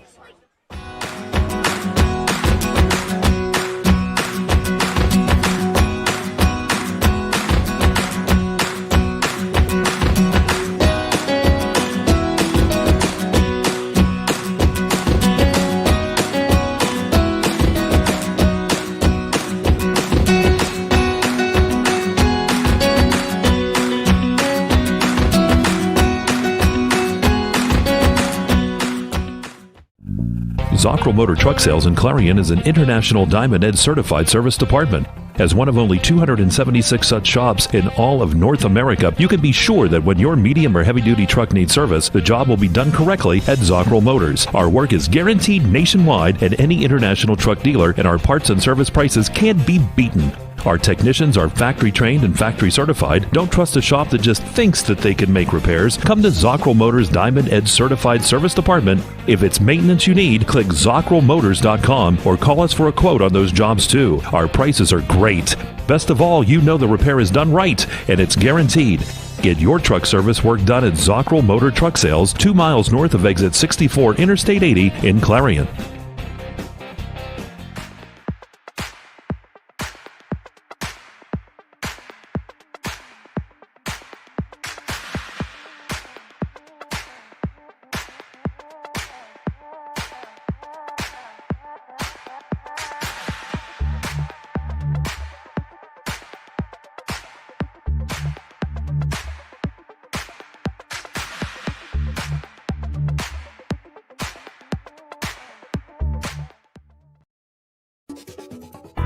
Hey, Julie, nice deck. Did you get that at Tio Nesta Builder Supply? It's Tio Nesta Builder Supply. And yes, Dave, I did. Wonder if they sell siding and roofing at Tio Nesta Builder Supply. It's Tio Nesta. And yes, Tio Nesta Builder Supply has that too. Come on, Dave. You've never been there? They have 2 showrooms for anything home improvement. Mom got a custom kitchen there. Bill down the street got the materials for his garage. They have this awesome website, www.tionestabuilders.us. You can buy online. They really have everything for the home. Wow, I'm heading over to Tio Nesta. I know. Tio Nesta Builders. Tio Nesta Builder Supply Home Improvement Center. Family owned and operated since 1958 with locations in Tio Nesta and Shippensville. That sounds good. I'll check them out online at tionestabuilders.us. This is the EYT Media Network. All right, back out here at Keystone High School. Mike Kalinowski, the governor, Bob Dunkel, rocking and rolling tonight as Port Allegany leads it here by the score of 14-6. We're in the Carrier Insurance halftime show. And as the Keystone Band takes the field, we'll go to our scoring replays brought to you by Gatesman's Auto Body. We go back to quarter number 1 at the 5:44 mark. It was the quarterback, Evans, who decided to go on a 3-yard scamper. Take a look here. Evans came to the right back left and just got over that goal line. The 2-point conversion was good. It was 8-0. At the 4-minute mark, how about Keystone lighting it up? It was Wingard going to McHenry, 51 yards for the touchdown. Look at this one. McHenry pulls it in, pulls away from the defense and in. 2-point conversion was no good. 8-6 at that point. And then with no time on the clock in the second quarter, it was Port taking the lead. Evans, the 1-yard touchdown run. Here's Evans. Kept that football. And right in. 2-point conversion was no good. 14-6 from there. And again, those scoring summary and replays brought to you by Gatesman's Auto Body. Don't forget, too, at the bottom of your screen, the Zonko Motor scoreboard is scrolling. And we're going to take a look down to the Keystone Band. And how about, Bob, why don't you check scores and then we'll head to the Keystone Band.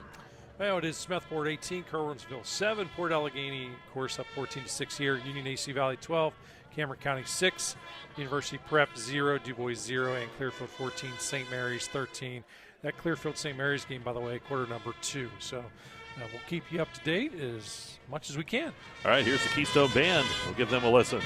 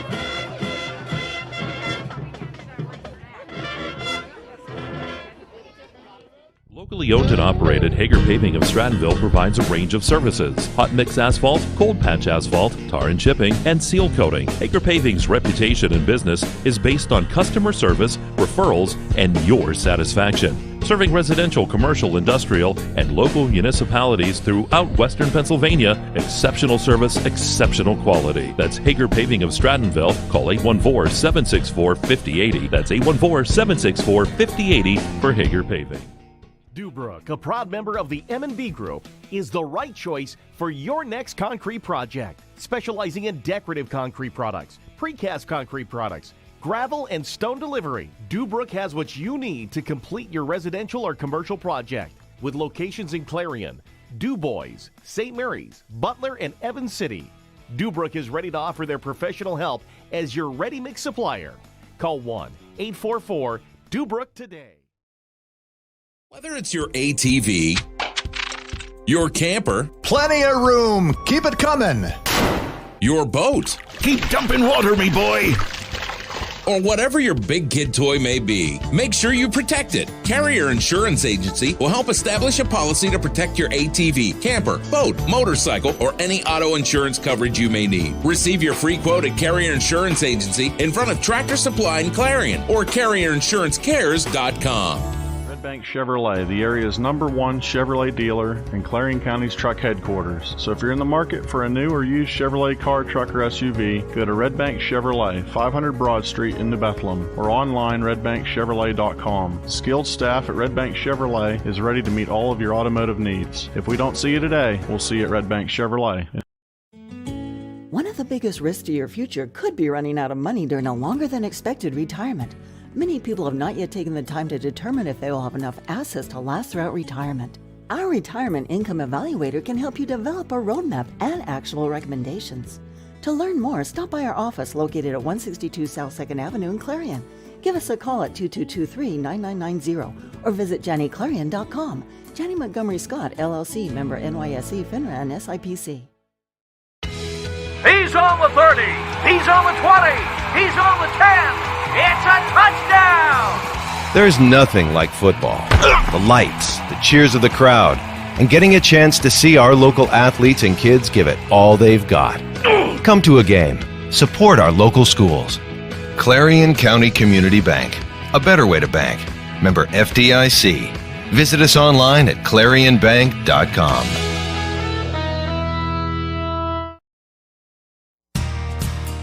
Oaks Building Supplies, dedicated to providing quality building products to the community. You will always find what you need for your home improvement project and get great advice on how to do the job at Oaks Building Supply. Customer satisfaction is a top priority. Oaks Building Supply, for all your building and lumber supply needs. Located on Route 66 in Lucinda. EYT Media Network.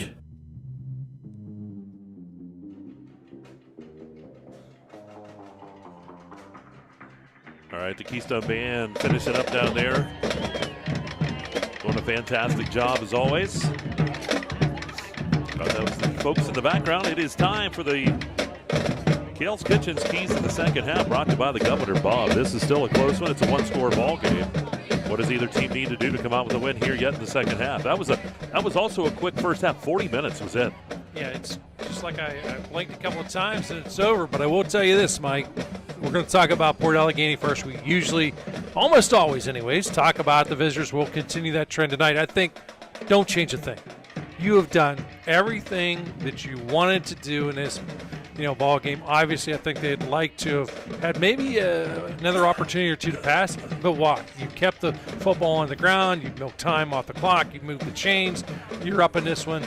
The only disappointing thing is, again, you're up in this one, but it's still a one-play ball game. But regardless, you can't change that. You're still up in this. You've still been controlling the most important thing. You've taken the air out of the football. I think that's what you want to continue to do. You've only allowed Keystone to run 9 offensive plays. 9 offensive plays. And I think if that's not the big story, I'm not so sure what would be at this point in time. But it's neither here nor there. So, again, you don't have to change anything. You've done it well. Your defense has played stout. You did give up the one long run. But, look, have confidence in your defensive line. Obviously, I think we're going to see Keystone try and attack and throw this football down the field. But, you got to be ready for that. But, so we're going to switch sides. We're going to take a look now at Keystone. What do they got to do? They just got to get more touches. How do you get more touches? You got to convert. You have to be in makeable down situations. It's got to be 2nd and 5. It's got to be 3rd and 2. You have to convert those opportunities. Look, you're going to receive this second half kickoff. You want to make the most of this opportunity. This is your one possession. Do you have to score in this one? No. But I will tell you this. You certainly have to change the position on the football field.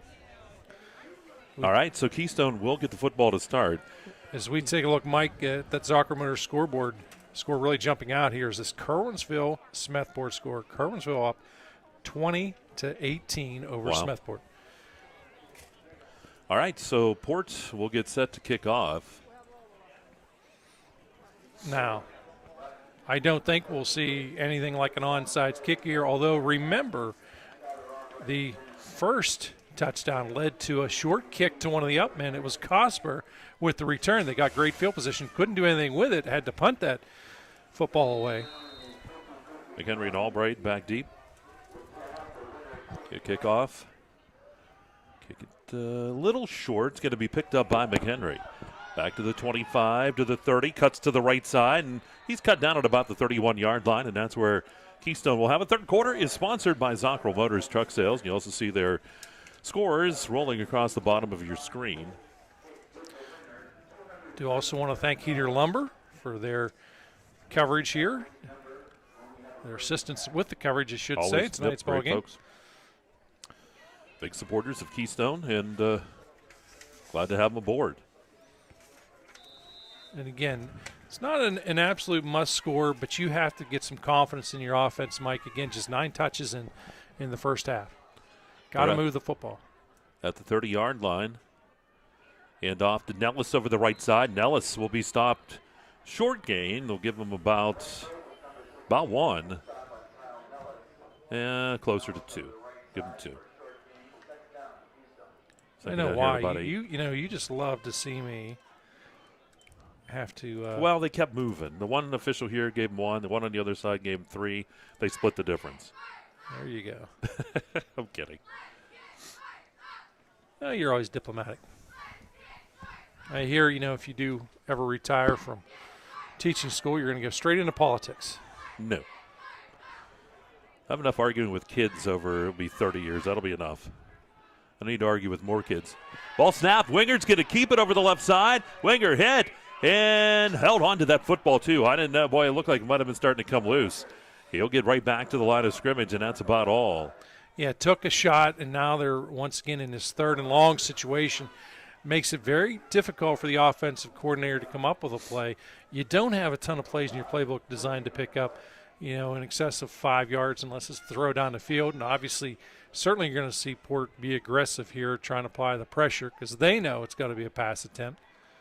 3rd down and 9, twins on each side for Wingard, who works out of the shotgun. He's got Shook back there as a sidecar for some protection. Wingard flicks it to the right side, caught. And no, it is not. It is dropped over there by McHenry. Thought McHenry might have pulled it in. He wasn't going to get much of a gain on that one. The defender was right there on top of him. No, actually, if there's maybe such a thing as a good drop, that might have been it, because if you come down with that, the shot you're going to take may lead to a fumble.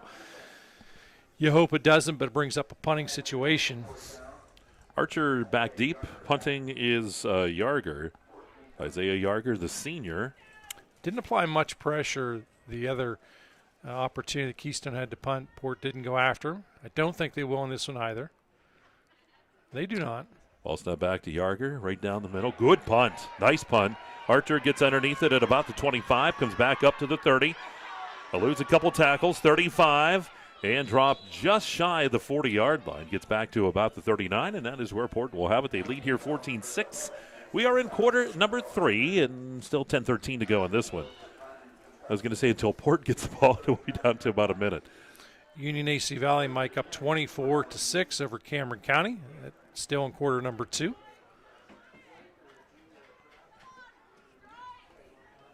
Ball sits at the 39-yard line of the Gators. Evans will work out of the shotgun formation. Trips to the left, single receiver out to the right. In the backfield, he's got Moses with him. Ball snap back to Evans. Going to keep the football. Oh, actually, that was snapped to Archer. Archer is the one it was snapped to. And he'll go forward for a short gain of a couple to, well, maybe closer to about 2 is what it's going to be. So Archer checking in now 80 yards. Mike, I talked about that 9 plays run by Keystone in the first half. How does that compare? 34 plays by Port Allegany. So they did the direct snap to Archer that time. Evans now back in there. Moses off to the left as the sidecar. Second down here closer to 7. Hand off to Moses. Hit. Driven backwards. Bust through. Nope, it was kept over the left side. Actually, the quarterback, Evans, kept it. Had Meefold, and Evans is going to go forward. And he's just shy of the first down marker. He'll pick up, looks like about 5. Almost 6. Sets up a third down here and about 2. It's a short 2, long 1, however you want to look at it. Ball right around the 48-yard line. They need to get close to midfield. Ball back to Evans, hands it off. There's Moses. Moses up the middle, has the first down, crosses into Keystone territory. They needed about 2. He's going to gain about 4. Takes it to the 48 of Keystone. Yeah, that's his 20th attempt in the ball game. He's got 71 yards. They moved the chains. And nothing fancy. It is methodical. It is the approach. Here it is. If you can stop it, we're going to change. If you can't, we're going to continue to run it. Ball handed off again. Ball's out. Ball is out. But Port has it back. Yep, Port able to hop on top of that one. Boy, you could see it. We have the replay over here for you. Port able to get back on top of that one. You see him roll to the right side here. Ball comes out. Keystone was there, and then the guy right there on top gets that football. Yeah, that actually was the offensive lineman, Miska Young. So 2nd down and 9. They will get a yard out of that one. Evans in the shotgun. Going to give that over the left side. Moses leans forward, takes it inside about the 45-yard line is where he's going to go. Picks up about 3 as the ball goes down to the 44-yard line.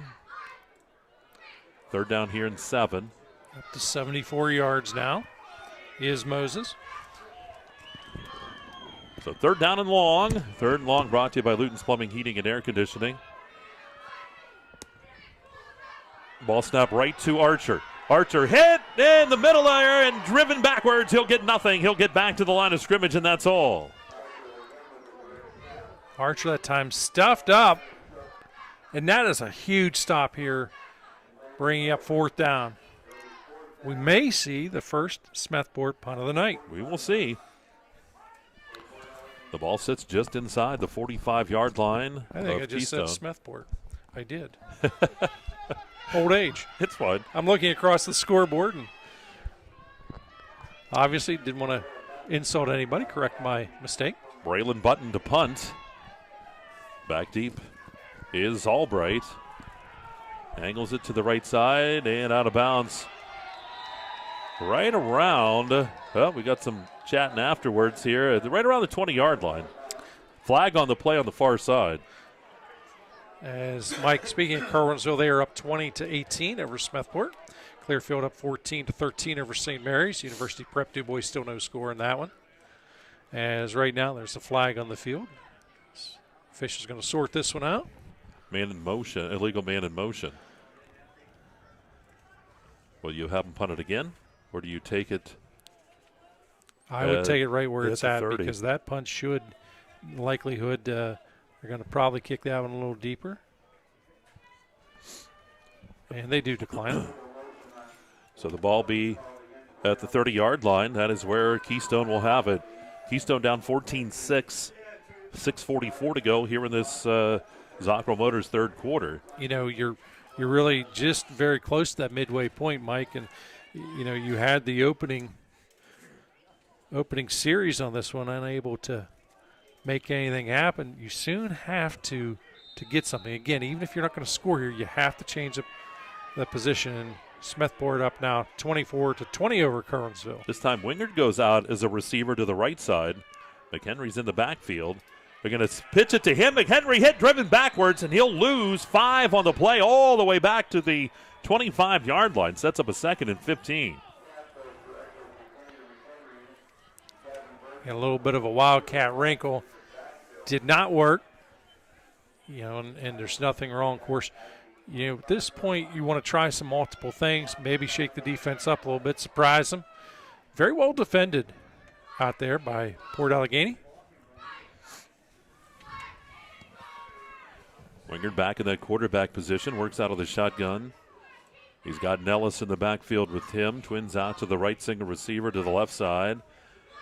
Wingard fires the ball downfield, and the pass is going to go incomplete. Tried to find McHenry down the right side. Pass went a little long. It's 3rd and 15. He's trying to sell the quarterback run as he took a step forward and then went back on that. And what you do is you hope the linebackers will bite a little more aggressive and hard. They did not.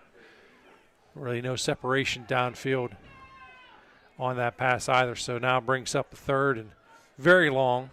And again, it's so difficult here, especially, we always talk about the pressure that's on the quarterback, but the offensive lineman, those down linemen that you're facing, they're licking their chops because they know they're get to come right at you. They don't got to worry about the run in this situation. Wingard to get in the shotgun, twins on each side, 3rd and 15. They're going to have to throw. Wingard looking to throw, fires the ball down the middle of the field. It's incomplete. Looking on that side with McHenry again, but 4th down, we're going to have the punt coming up. Yarger will be on. Port should come out with decent field position out of this one. Yeah, and you really can't take a chance and run any type of fake. One, you're too deep in your own territory, but number two, this is too many yards to pick up. You also have to realize the way Port elects to defend a punt is they're not very aggressive, so they stay home. They may not block a kick, but you're never really going to be able to convert against them too, the way this defense is. Archer's back deep. Wiley is back there as well. There's the punt high. Going to come down at about the 43, rolls to about the 40-yard line, and that is where Port Allegany will have the football from their own 40.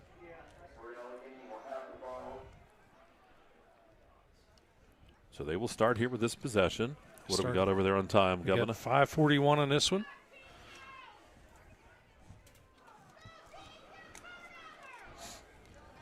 So here we go, Port Allegany with the football. You can hear the crowd in the background getting anxious here. Keystone down 14-6.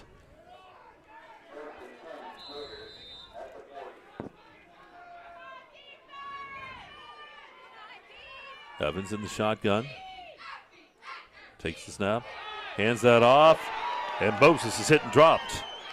Right there at the line of scrimmage, maybe loses about half a yard.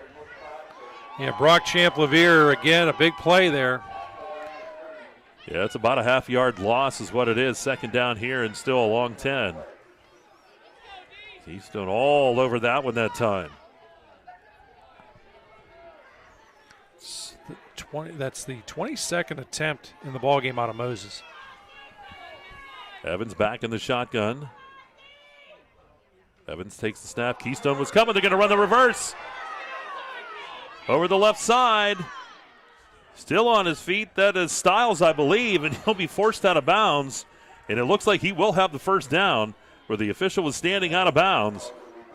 He'll gain about 12 yards on that play as he takes it out to about down to the 48-yard line of Keystone.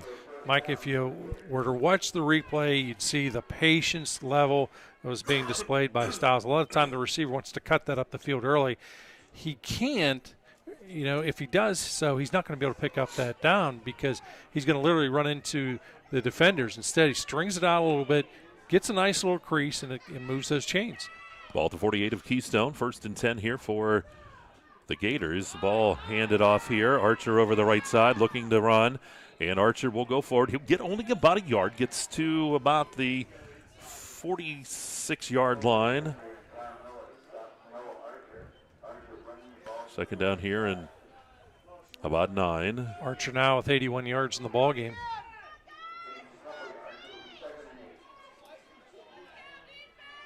Evans. Again, we'll work out of the shotgun in the backfield, both Moses and Archer this time. They'll still split the 2 receivers to the left, single receiver off to the right side. High snap pulled down, handed off. That's Moses over the left side, keeps the legs churning. And Moses inside the 45, dropped at about the 43-yard line. That's a gain of about 3 on the play, almost 4, and sets up a 3rd down. I enjoy watching Moses run the football. He keeps those legs churning. Whenever he's hit, he doesn't stop. Those legs keep on churning. He's always able to pick up or eke out, for the most part, get at least another extra yard to 2 yards after the initial contact. 3rd down, about 5 here for Port Allegany. Aqua Motors 3rd quarter working away here. 14-6, the Gators lead. Winner goes on to play Red Bank Valley next week over at Red Bank Valley. Here's Evans looking to throw, steps up, fires the ball, and it is a little too long. Incomplete. A.J. Wiley, the intended receiver, down the right side, and 4th down. It's clock at 3:30 to go here in the third, and we'll see if they choose here. I would imagine they're going to punt. Well, maybe not. Mike, as we look around some of the other playoff scores, the Zocker Motor scoreboard, Union AC Valley 24, Cameron County 6, Smethport 24, Carlinsville 20. Clearfield starting to pull away here against St. Mary's 28-13. They are going to punt. Braylon Button.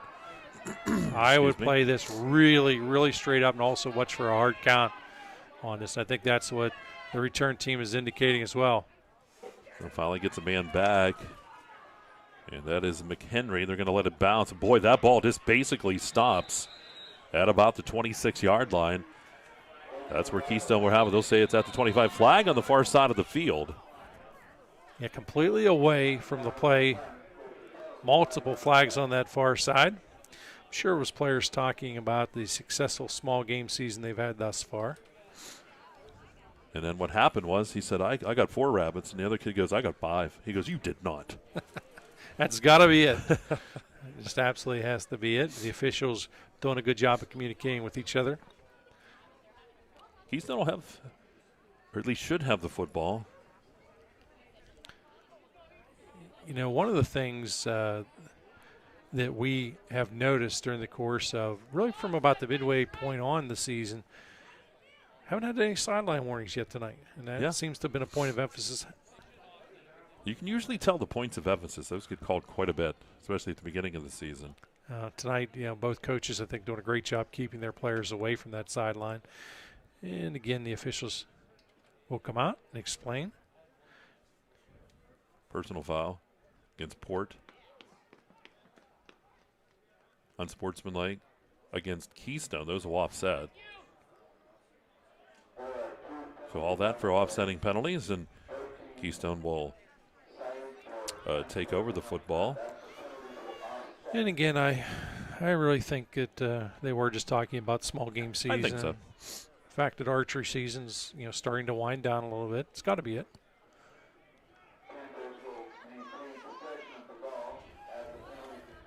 So should be right around what, 20-yard line.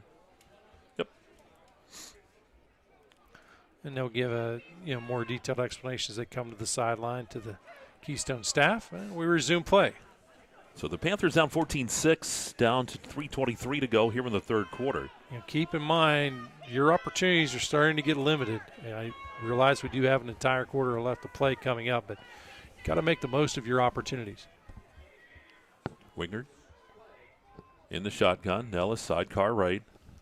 The reality is, at this rate, probably the most you're going to touch the football again, 3 different series at most.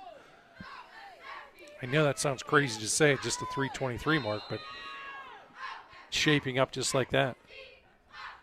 High snap pulled down by Wingard. Keeps it over the right side. Wingard running with the football and lowers the shoulder. Has the first down across the 30. And he'll pick up about 14 as he takes it out to the 34-yard line. That is a big shot in the arm this offense is needed. And they're going to give him the full 15, Bob, before you write her down. Those are the football resting on the 25. Bob's like, oh. I know you do that for a reason. I don't. It's the officials. They stop there at the 24, and that's what I said. But then they give it to 25. They're generous. The abuse that I've taken over the years, folks, just the countless mental things that Mike has done to me. Twins on each side here for Wingard. 1st and 10 from the 35. Swing pass caught by Nellis out of the backfield. 40, 45-yard line. First down. He'll be knocked out of bounds. That's a pickup of close to 12 out near the 47-yard line. This is just what the doctor ordered if you're a Panthers fan. Got the chains moving, a couple of nice plays. Complete change of pace plays, too, I might add. So now you get the defenders thinking a little wee bit.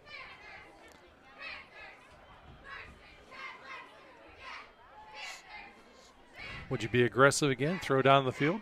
Yep. Twins out to the right.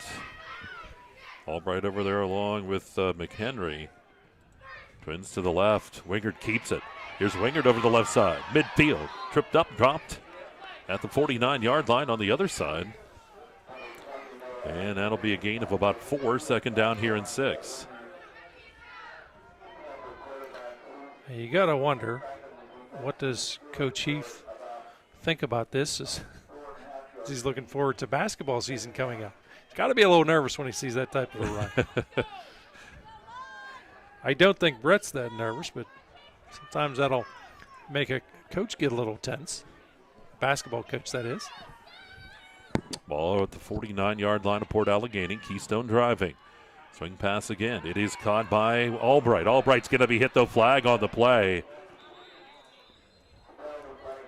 Boy, is Albright ever wrapped up, but the official's doing a nice job of separating. And, nothing cheap on that shot, but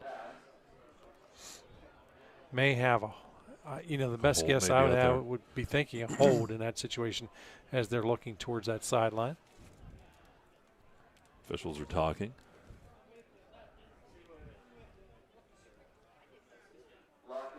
Yep, illegal block. So the backup Keystone. Play was stopped back at about the 47-yard line, so they'll mark off the penalty from that point. Go back 10 yards. Now, I would have done the same thing by marching them back, but there are a lot of coaches who would say, no, let's sacrifice that down. It's still a 3rd and long situation. It's the one thing about a team that can throw like this, you're literally just giving him one more opportunity to chuck the rock. Second down, about 18 here for the Panthers. And goes in motion right to left. Winger looks to throw the football. Steps up into the pocket, flings it down the field, and it is incomplete. And that was intended for McHenry. The fans wanted the pass interference. I thought defense was decent. We're going to look here. We'll see if it was. Here's the throw down the middle of the field, and I think that was pretty good play defensively. Yeah, good. And it was a good no call that time.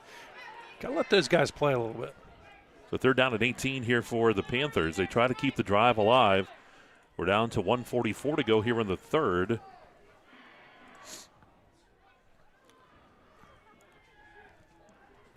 So Wingard and crew with a 3rd and long. 3rd and this length brought to you by Luton's Plumbing, Heating, and Air Conditioning.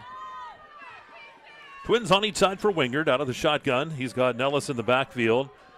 Ball snap back to Wingard. He's dancing around, fires the ball across the middle of the field. That one's almost picked off. He was trying to find Albright cutting across the middle, but it falls incomplete. There is flag a flag on the play. Maybe a roughing? Yep, I think that's what it is. It will not be a first down, however, based on where they're at. It is not the automatic, so they'll march us off, but it's going to be a much more manageable down. Oh, he's going to call. He called the first down. How can it? It can't be a first down because you have to. You take it from that spot. They're marching it off, so should be just short. Now the chain gang doing an outstanding job as they're staying in place. Sometimes the tendency is to take off down the field because we're all spoiled, especially guys like you that love the NFL, that know that personal foul is automatic in the NFL. They're saying he's giving them the first down. It'll be at about the 47-yard line of Port Allegany. First down here for the Panthers. Backs to the I formation. Hand it off. And nothing there that time for McHenry as he's knocked down for a loss on the play. Back near the 49-yard line. That's a loss of nearly 2. Second down here and about 12.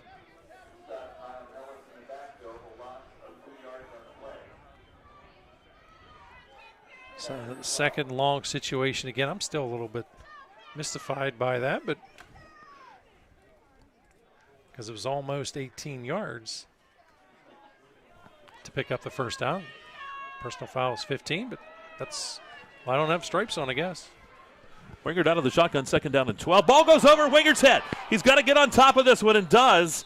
It will be a big loss on the play, though. They're going to lose about 12, now make it 11 yards back to the 40-yard line. That's a loss of 11.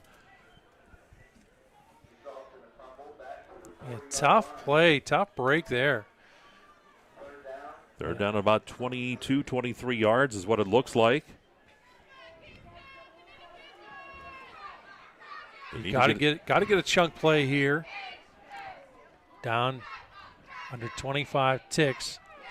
The down clock is at 15, so you got to get at least one of these plays off prior to the end of the quarter. Third down and about 21. Wingard looks to throw. Fires the football downfield, and this one is going to go long. It's incomplete. Look to the right side for, that was McHenry again. So fourth down, that will stop the clock with 9 seconds. And we're going to see a punt coming up. Yarger comes on to punt. About this, Mike Dubois up 6-0 over University Prep. Dubois, please, Dubois. It is Union AC up 24-6 against Cameron County. Smethport up 24-20 against Kerlesville. Flag on the play. Procedure penalty against Keystone. This will back them up 5 more. Another tough break. As Port looking to take advantage of it. They would love to have a big return here. I would be surprised if they'll really be given the opportunity for much of a return. Back deep's Archer. Also back there, Wiley. Yarger to punt. 4th and a country mile. Good punt. Nice punt.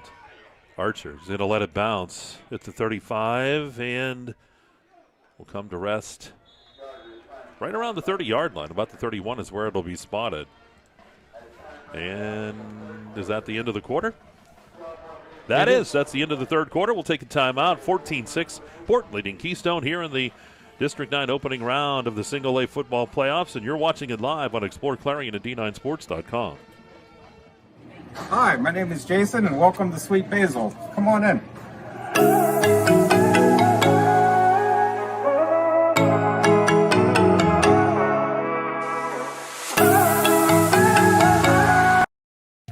Enjoy fabulous fine dining in a casual, elegant atmosphere at the Allegany Grill in Foxburg. Take in the breathtaking view through the windowed walls or dine on the patio overlooking the always changing Allegany River. Located in Parker, Emlenton, and Clarion, UFP Parker LLC is currently hiring for several skill levels, including general labor, assembler, and forklift operators. For more information, visit ufpi.com/careers.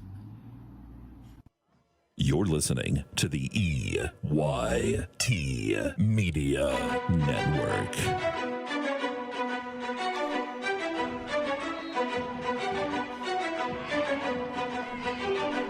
All right, teams come back on the football field. We go to quarter number 4. It is a Clarion County Community Bank fourth quarter here on the EYT Media Network. 14-6.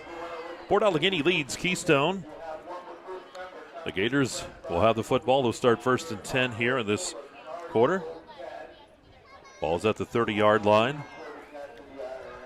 We keep on talking about big drives for Keystone. Well, this is a pretty big one here for Port. They're up by 1 score. If they can go up by 2, it's really going to put Keystone in a type of a corner, Mike, where they got to start to take all kinds of chances. Evans hands it off. Archer over the right side, and no gain that time. None at all for Archers. He's going to be stopped right there at the line of scrimmage at the 30-yard line. 2nd down and 10. Keystone desperately also needs a 3-and-out, a quick 3-and-out to get that football back. I'm a big guy with balance. No, Archer, 81 yards on the night, and Blaine Moses, 76. That's as balanced as what you can get in the backfield. 2nd down and 10 here for the Gators from their own 30-yard line. Evans takes the snap, hands that off. Archer gets up across the 35 to the 36-yard line. Gains about 6 on the play. Sets up a 3rd down here and 4.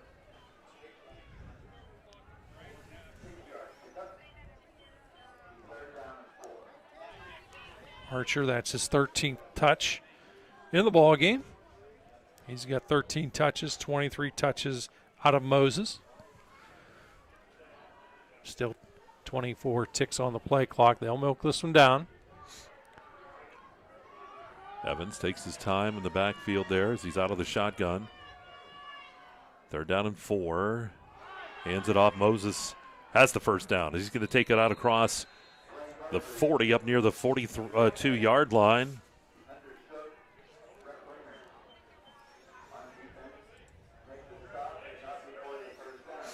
And closer to the 43 is where they're going to post that football. Keep moving it. And we do have an injured Port Allegany player on the play. The whistles blow. So we'll get a stoppage here. Looks like a nice Charlie horse from here. Yeah. And you see those two, the cold temperatures and you're hot, you're cold, all that stuff as you're running around. Yeah, that's one of those deals that used to drive me crazy. I was fortunate didn't have a ton of them at that age. Unfortunately, I get them now. I was just going to say. But I didn't have a ton of them at that age. But boy, it's one of those things that really gets to you. Yeah, as a kid, you get them with the athletics and stuff like that. When you get old like us, you wake up in the middle of the night screaming. Some of the medication I'm true. on. Look at Dustin. He goes, I'm never going to get that old, am I? If you're lucky, you'll get old like us. Some of the medication I'm on, that's one of the unfortunate side effects, and it just drives me crazy. I'll literally lock up. And it's a miserable experience. But the good news is he is young. The difference is he's young. He'll bounce back and won't miss a beat. He'll have to sit out the one play. You and I'd probably be done for the night at this stage. Yeah. Of course, we probably wouldn't have made it to the fourth quarter. No. So clock stopped here at 10:33 to go here in this fourth quarter. Clarion County Community Bank fourth quarter. The big story in this game has been time of possession. We don't keep that stat. However, it has been just simply a dominant performance by Port Allegany in this area. Now, at halftime, they had run 34 plays compared to just 9 for Keystone, and that has really proven to be the difference. Keystone has not had many touches, and it's difficult to score if you don't have your hands on the football. And that's an MO that I've been a big fan of. In my playing days, that was sort of a motto of the coaching staff that I played under. Don't forget those Aquamotor scores are scrolling at the bottom of your screen if you're watching us on the live Explore TV feed. Have you heard from Pat? Is he happy? Actually, I shot him a text, and I didn't want to jinx anything, so I explained what we were going to do tonight. And he said, hey, I'm on my way to Florida. I'll check it out later. So I'm sure that I will hear about it one way or the other. How's that sound? 1st and 10, new set of downs here for Port Allegany. The ball resting at about their 43-yard line. Evans out of the shotgun. This team can eat time off the clock. Hands it off to Archer, who looks for room over the right side. Archer turns the corner. He's up to midfield and dropped at the Keystone 49-yard line. That's going to be a gain of about almost 8. They're going to say, well, depends where they stop them. Right at the 45-yard line. Second down here at about 2. So right at midfield is where they say the knee went down. Evans again barking signals. He's got both Moses and Archer in the backfield. Clock under 10. Already down to 9:40. Yep. Second down and 2 here. Hands it off. Archer again over the right side. And he's going to be stopped just shy of that first down marker where the one official on the far side comes in. That's what side they'll be looking at. Picked up about 1.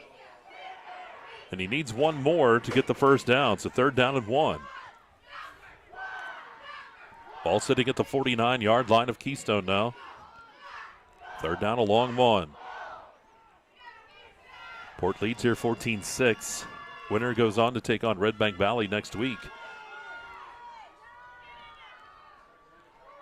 Ball snap back, handed off Moses. Moses leans forward, and he'll have the first down. I believe where he came in, where the official comes in on the far side of the field, I think it's enough.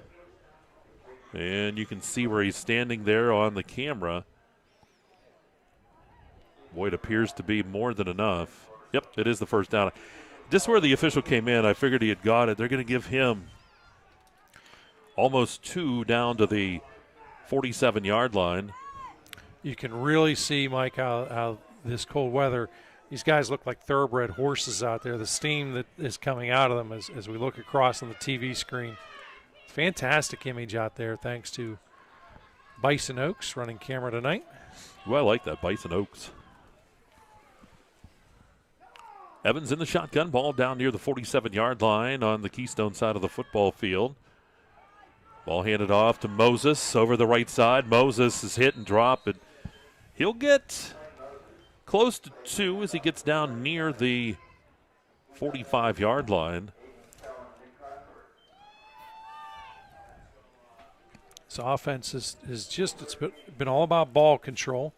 They pick up the yards needed. They move the chains. It's slow. It's methodical.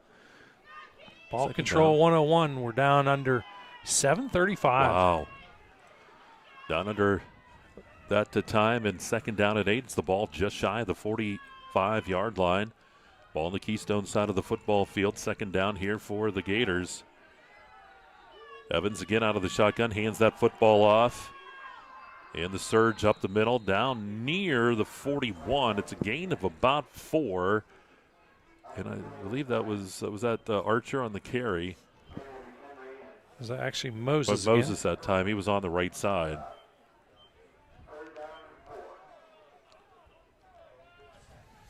Again, you're in that third and manageable situation. I'd stick on the ground. I have my doubts. We'll see them go to the air. Yeah, Why would you? Yeah, again, they're down to 6:48. The confidence you have in that running game and the offensive line, even if you get half it here, it's a fourth and makeable. Ball snap back to Evans. Handed over the right side. Banging up people was Archer.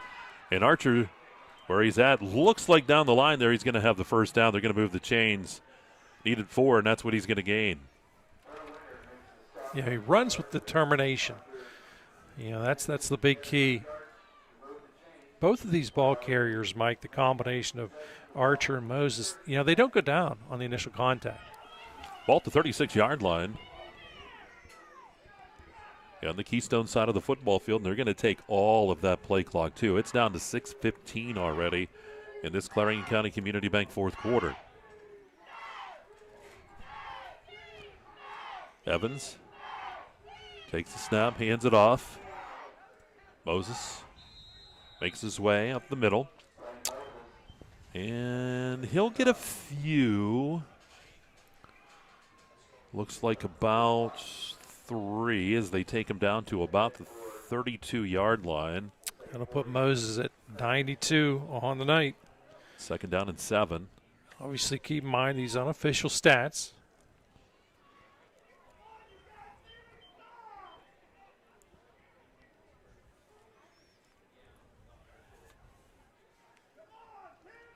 Evans in the shotgun, second down here and 7. The ball down at about the 32-yard line. Hands it off and brought down for a loss. And how about that big tackle as Moses was brought down? That was Nellis on the tackle for loss. It goes all the way back behind the original line of scrimmage and sets up a third down and 11. Huge play, Mike. Now this should change your play selection a little bit here on the third down. Loses about almost 5 on the play. Third down. Clock at 4:50.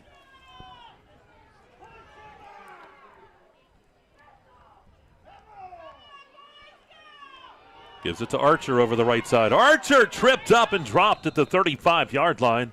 Just gets a couple back. It's fourth down. You got to credit Aiden Sell that time with the initial contact, made Archer stumble enough and brought him down. Port looks like they're going to go right at this point.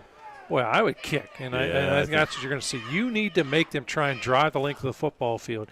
You know, Mike, if you remember back, there was a point not too long ago, I said, look, you're only going to have 2 more touches series-wise. You've already had your 1 touch. This very well could be the last time you touch the football unless you're able to punch it in for your Keystone. Big key here is you cannot rough the kicker. Braylon Button punts it away. Angles it, comes down inside the 5, and they're on top of it, and then the ball squirts out. It's gonna goes it back into the end zone. They had it. They thought they had it corralled, but then goes into the end zone. Here's the replay. was a good punt.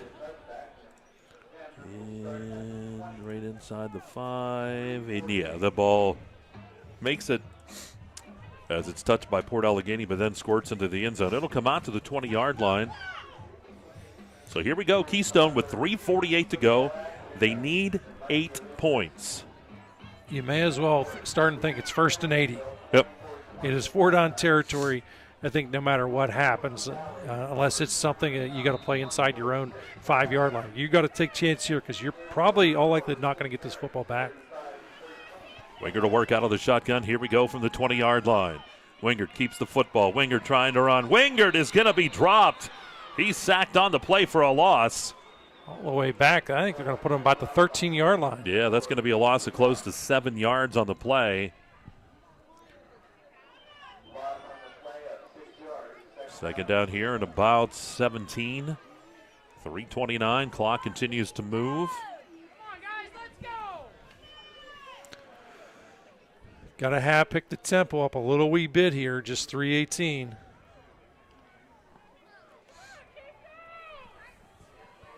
Wingard again in the shotgun. Nellis with him in the backfield. Albright goes in motion. Wingard looking to throw. Fires the ball to the right side, and the ball tipped away. Flag's going to be thrown. They went to this right side for McHenry, and we're going to get the pass interference called. A.J. Wiley was on the coverage. The hand on the back is what's going to cause that flag to be thrown. It's nice about that replay. You can really see that live motion. I'll tell you what, it's tough. You give these officials a lot of credit, too. You know, you can badmouth whatever, but, boy, they see everything in real time, and the official made a good call that time. They do a fantastic job. Now, of course, they're marching it off. Again, not the automatic first down. And they were just shy. But now you're in a manageable down situation. So it'll be a first or a second down here again. And about 2 is what it looks like. Ball around the 28-yard line. Wingard's going to keep it. Surges forward. They'll have the first down. He picks up the 2 he needed. Gets that football out to the 30-yard line. Clock stops as they move the chains. 2:56, not a lot of time. Panthers still with, I believe, 3 timeouts to work with.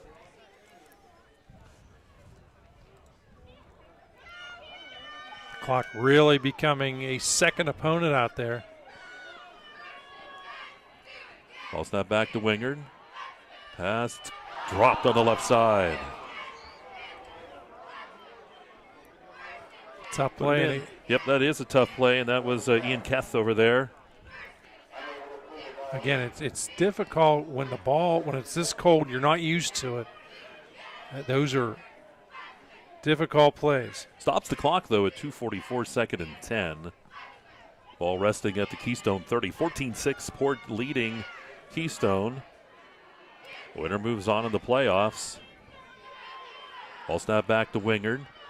Wingard pumps once, fires downfield, and the pass is caught! Oh, what a nice catch by Albright across midfield and dropped at about the 43-yard line, the 44-yard line of Port Allegany. Talk about hang in there. A lot of patience by about 27. Wingard as he chucks the rock. And the Panthers in business. They need 8 points somehow. Wingard keeps it, hit, dropped. Oh, he thought he was going to be able to get out of that one, but he'll lose 2 back to the 45-yard line. We'll get a timeout taken here by Keystone.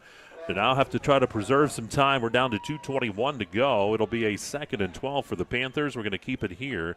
You can look at the bottom of your screen. The Zonk Motor scoreboard is scrolling.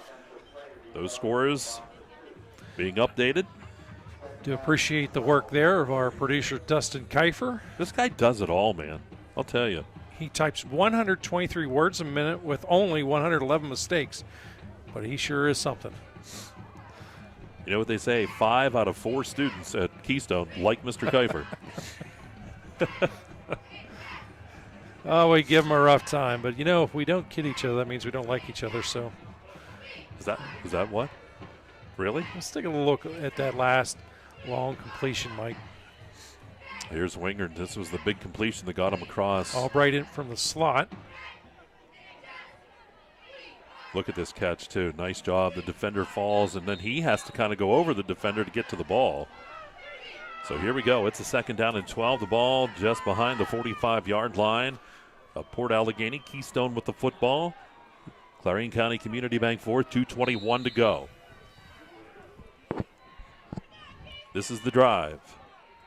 Wingard, swing pass. It is caught by Nellis out of the backfield. Nellis hit, and he's going to be dropped. Just gets about a yard as he takes it to the 44-yard line. So 3rd down and 11 for the Panthers. They don't get it here. They got one more coming up. This is going to be it. It's 1:58 to go. They got to get points here on this drive. They still have 2 timeouts. Wingard looks to throw. Pocket collapsing. Fires to the right side. And the pass is caught again by Albright. Went up high and pulls it down. That's a 1st down for the Panthers down around the 20-yard line. What a leap. See it again there. Wow. So the Panthers, with that football, they are in the Dubrook red zone. Wingard's pass. It is caught. That's Keth on the left side with the catch. Takes that down inside the 10. It is now 1st and goal for the Panthers at around the 8-yard line. Don't go anywhere. Clock at 1:25. Clock turning. Keystone needs the touchdown and a 2-point conversion. Ball's at the 8. Here's Wingard. Fires the football. It's caught. Touchdown. Gets it in to Xander McHenry. 8 yards. Wow. Now the 2-point conversion to try to tie it.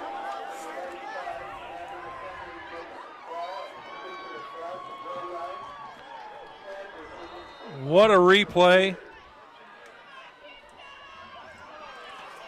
So here we go. Comes with 1:15 to go. They need the 2-point conversion. This is where you can't overthink. Sometimes the tendency, I would call a timeout. Make sure everybody's on the same page on this one. And they do call the timeout. Let's keep it here, Mike. But the reason why you want to go to timeout, don't force this one.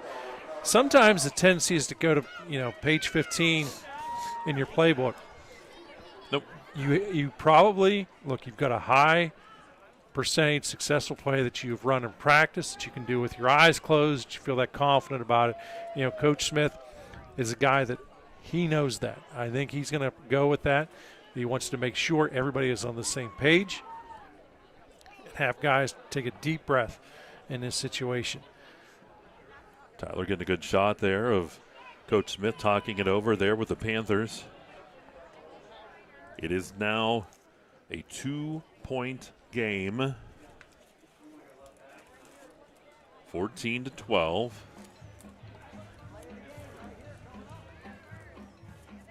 We knew this was going to be a good one, and it certainly has turned out that way.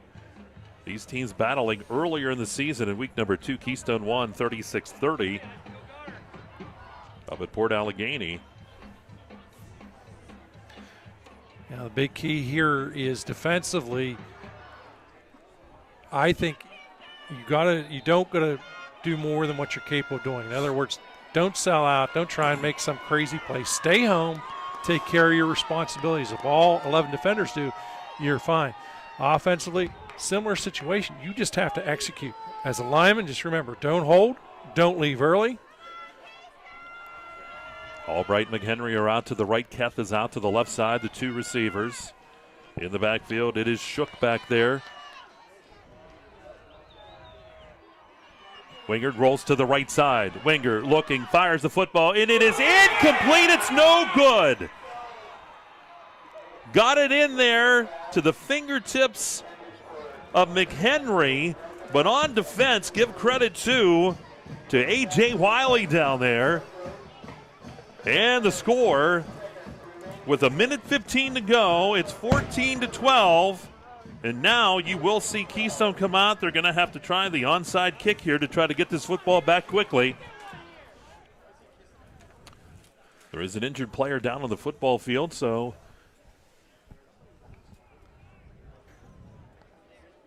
I believe that's a Port player. It is. So there you go. 14-12 is where we stand here with the clock, a minute 15 to play. Now, this is one of the few levels of play anymore. I think that your percentages aren't that bad as far as if you have to do an onside kick.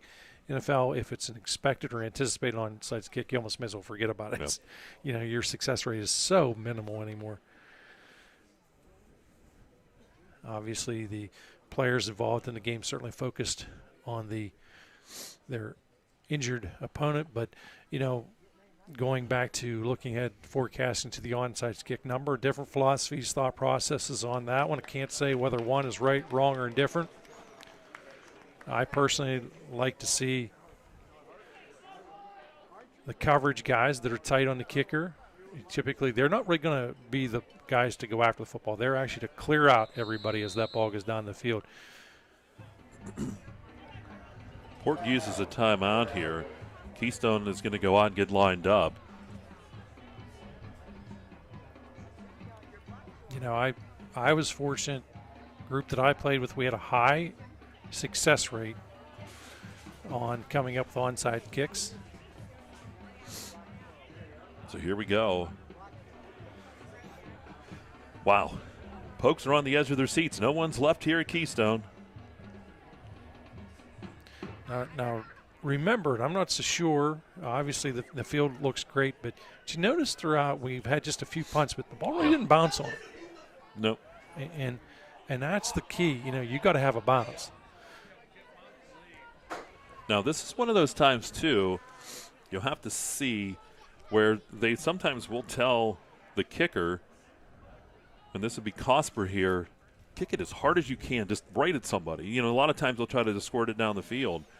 Might be one of those opportunities. We'll see what they decide. Got to go the 10. And this is where it presents a challenge because you just don't have much of an opportunity to work on these. Cosper's kick down the field, and Port Allegany gets on top of the football. Boy, it was squirting around there a little bit, and the Gators on top of it. Yep, and coverage guy. Minute 15 to go. The return man, I should say, Isaiah Wiley coming up with that football.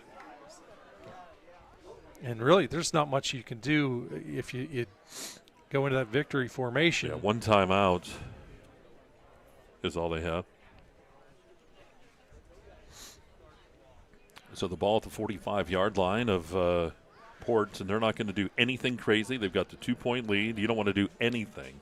You actually send at least one guy back deep to prevent against any type of a run, and that will be Archer, should there be some crazy fumble take place. Yeah, what a ball game here tonight. Port will go on to take on Red Bank Valley next week. We'll have that for you.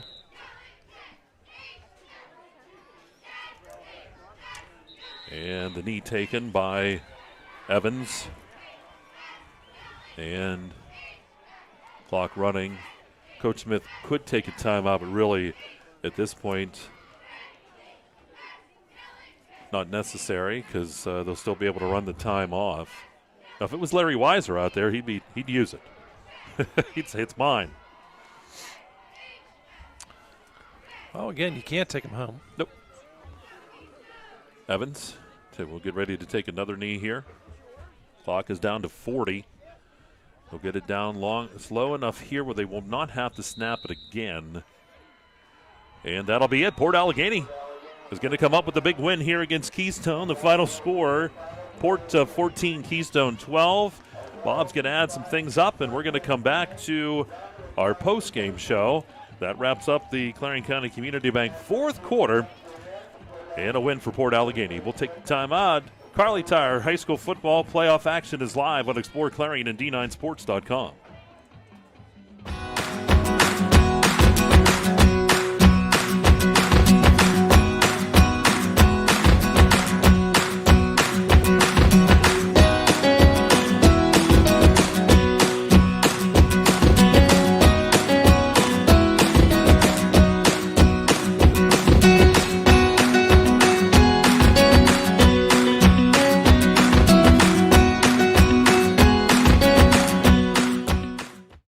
Forest VNA believes the emotional and physical well-being of a patient is enhanced by the patient receiving care in the familiar surroundings of home. Their staff of caring professionals work closely with physicians to administer quality care to meet the needs of each individual. As a pioneer in home health care in Clarion and Forest County, Clarion Forest VNA continue to grow to meet the community's need for in-home care, offering many different services and programs to meet the patient's need. Clarion Forest VNA, located at 271 Perkins Road in Clarion. Call us toll-free at 1-800-262-2118. Our community needs its local businesses. Let's put unity back into the community. Let's all unite to support local business. Butler Health System, proudly standing with our local businesses. Your choice matters. When the time comes, choose local. Let's all unite to support them and the other local businesses in your community. It's important because when local businesses thrive, communities thrive.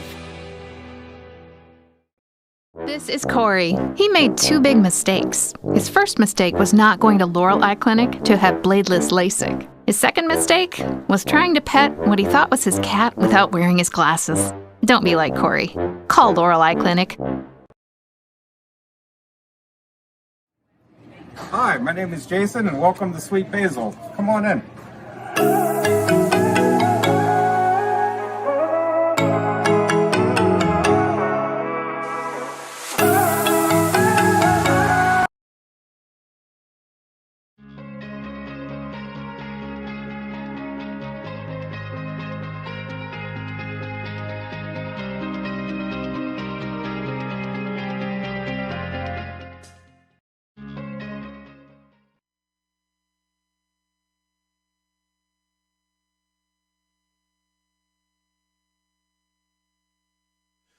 All right, back here at Keystone High School. We are in the First United National Bank, the Fun Bank postgame show. Final score, again, 14-12 as Port Allegany knocks off Keystone here this evening. And they will move on into the District 9 playoffs against Red Bank Valley next week. And it is time now for the Laurel Eye Clinic stats. The governor just finished them up. They're hot off the presses. And, Bob, how do they stack up here in the game here tonight? Well, Mike, Port Allegany, a strong night. For them, 210 yards, 202 on the ground, just 8 through the air. But that was all part of the MO as they were able to take the air out of the football. And this one leading the way on the ground, Noah Archer, 101 yards in the ball game compared to 8. And adding 87 yards would be Blaine Moses. Again, very balanced attack. Certainly one of the reasons why they had so much success tonight. Drew Evans with just 1 yard on 6 attempts, but he's got 2 touchdowns. Did lose some yardage late in the ball game, took a couple of knees, winds up with just 1 yard for the team. Peyton Stiles checks in with 12, and I like this one as Miska Young adding 1 yard. He's a lineman, recovered a fumble, but does add 1 yard to the stat sheet. Drew Evans would be 2 of 6 with 1 interception for just 8 yards. Noah Archer, 7 yards on one of the receptions. Peyton Stiles catches the other one. Again, 210 yards of total offense here for Port Allegany. For Keystone, 41 on the ground, followed by 135 through the air. On the ground was Kyle Ellis checking in 41 yards, 3 yards out of Brett Wingard, -7 out of Xander McHenry, and Hunter Shook adding 4 for the Panthers. Brett Wingard would go 6 of 14 for 135 yards, did have the 1 touchdown. That touchdown hauled in by Xander McHenry, who finished with 51 yards. 51 yards out of Tyler Albright. Albright on that last touchdown drive. Fantastic effort. 2 clutch catches for 51 yards in this one. 20 yards out of Ian Keth. Kyle Nellis adding 13 yards as well. Again, the stats brought to you by the Laurel Eye Clinic. And why don't we take a look at some of those plays here in the second half. The scoring summary. Scoring summary always brought to you by Gatesman's Auto Body. And we'll have those replays right here coming up. Nothing in the third quarter. So we go to quarter number 4. The lone scorer for Keystone came with the 1:15 mark. It was McHenry here with the 8-yard scamper.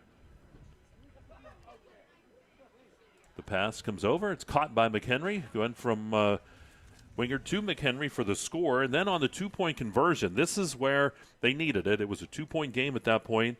This could have tied it. We'll see Wingard roll to the right side. Gets the ball on the hands of his intended receiver, but good defensive play helps to knock it away. and that's where the game ends right there on that one.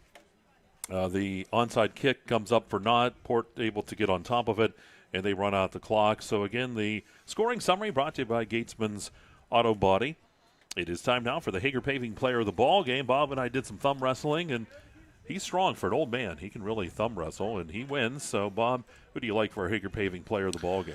Well, the Hager Paving Player of the game is going to be Noah Archer. Archer, 101 yards, really part of that powerful. They called him the Three Stooges, but tonight it was a 1-2 punch between Blaine Moses and Noah Archer. But Noah Archer is the guy we had to go with the Hager Paving Player of the Ball game. By the way, I just saw a stat that I've got to update. Don't want to shortchange anybody on the performance tonight. It's actually 143 yards on the passing game tonight for Keystone out of Brett Wingard. So he was actually 7 of 15 in this one for the 143, and then Xander McHenry, by the way, 59 yards to just 51 yards. So got to take care of everything. As we look one more time at that Soccer Motor scoreboard, Union AC Valley 31, Cameron County 6. That's in the fourth quarter play. It is Smethport 30, Kerwinsville 26, quarter number 3. That's a close one there. Clearfield starting to pull away, 42-13 in quarter number 3 against St. Mary's, and DuBois up 6-0 over University Prep. That score was at halftime. All right, again, that Zocker Motor scoreboard at the bottom of the screen. Great to have that as part of our broadcast. And, excuse me, coming up next week, more games coming your way. We'll have those for you. We should be at both places next week. We'll be at Red Bank Valley, and we will be at Union High School. We'll have both of those broadcasts for you. We'll let you know what's going on with those as the playoffs continue. On Saturday, we're anticipating another game as well. I know Carn City and Central Clarion play, and we're going to try to bring that one to you too. Don't forget, too, coming up this week, we'll have more volleyball action. Clarion and Keystone, both champions in A and AA respectively. And we're going to be somewhere next week, so we'll have that for you as well. So lots of sports still coming your way. We got to keep Dustin busy. His wife doesn't want him home. She says keep on broadcasting. So that's what we're going to do, and that should wrap up the First United National Bank post-game show. Governor, get us on out of here. Mike, obviously, Keystone Panthers leaving the football field a little disappointed in this one, but they want to look back and remember the success they had on this season, and they were one play away from tying this football game. So, again, it's difficult anytime you leave the field on a loss, especially as a senior, but the reality is there's only going to be a handful of teams each and every season and on a victory. So tip of the cap to those guys. Congratulations on the success they had. Again, they were the Southern Small School champs. And a congratulations to Port Allegany as they advance here in the playoffs. I want to thank our cameraman, Bison Oaks, the director, Dustin Kiefer, my broadcast partner, Mike Kalinowski. This is Governor Bob Dunkel saying, hey, let's be careful out there.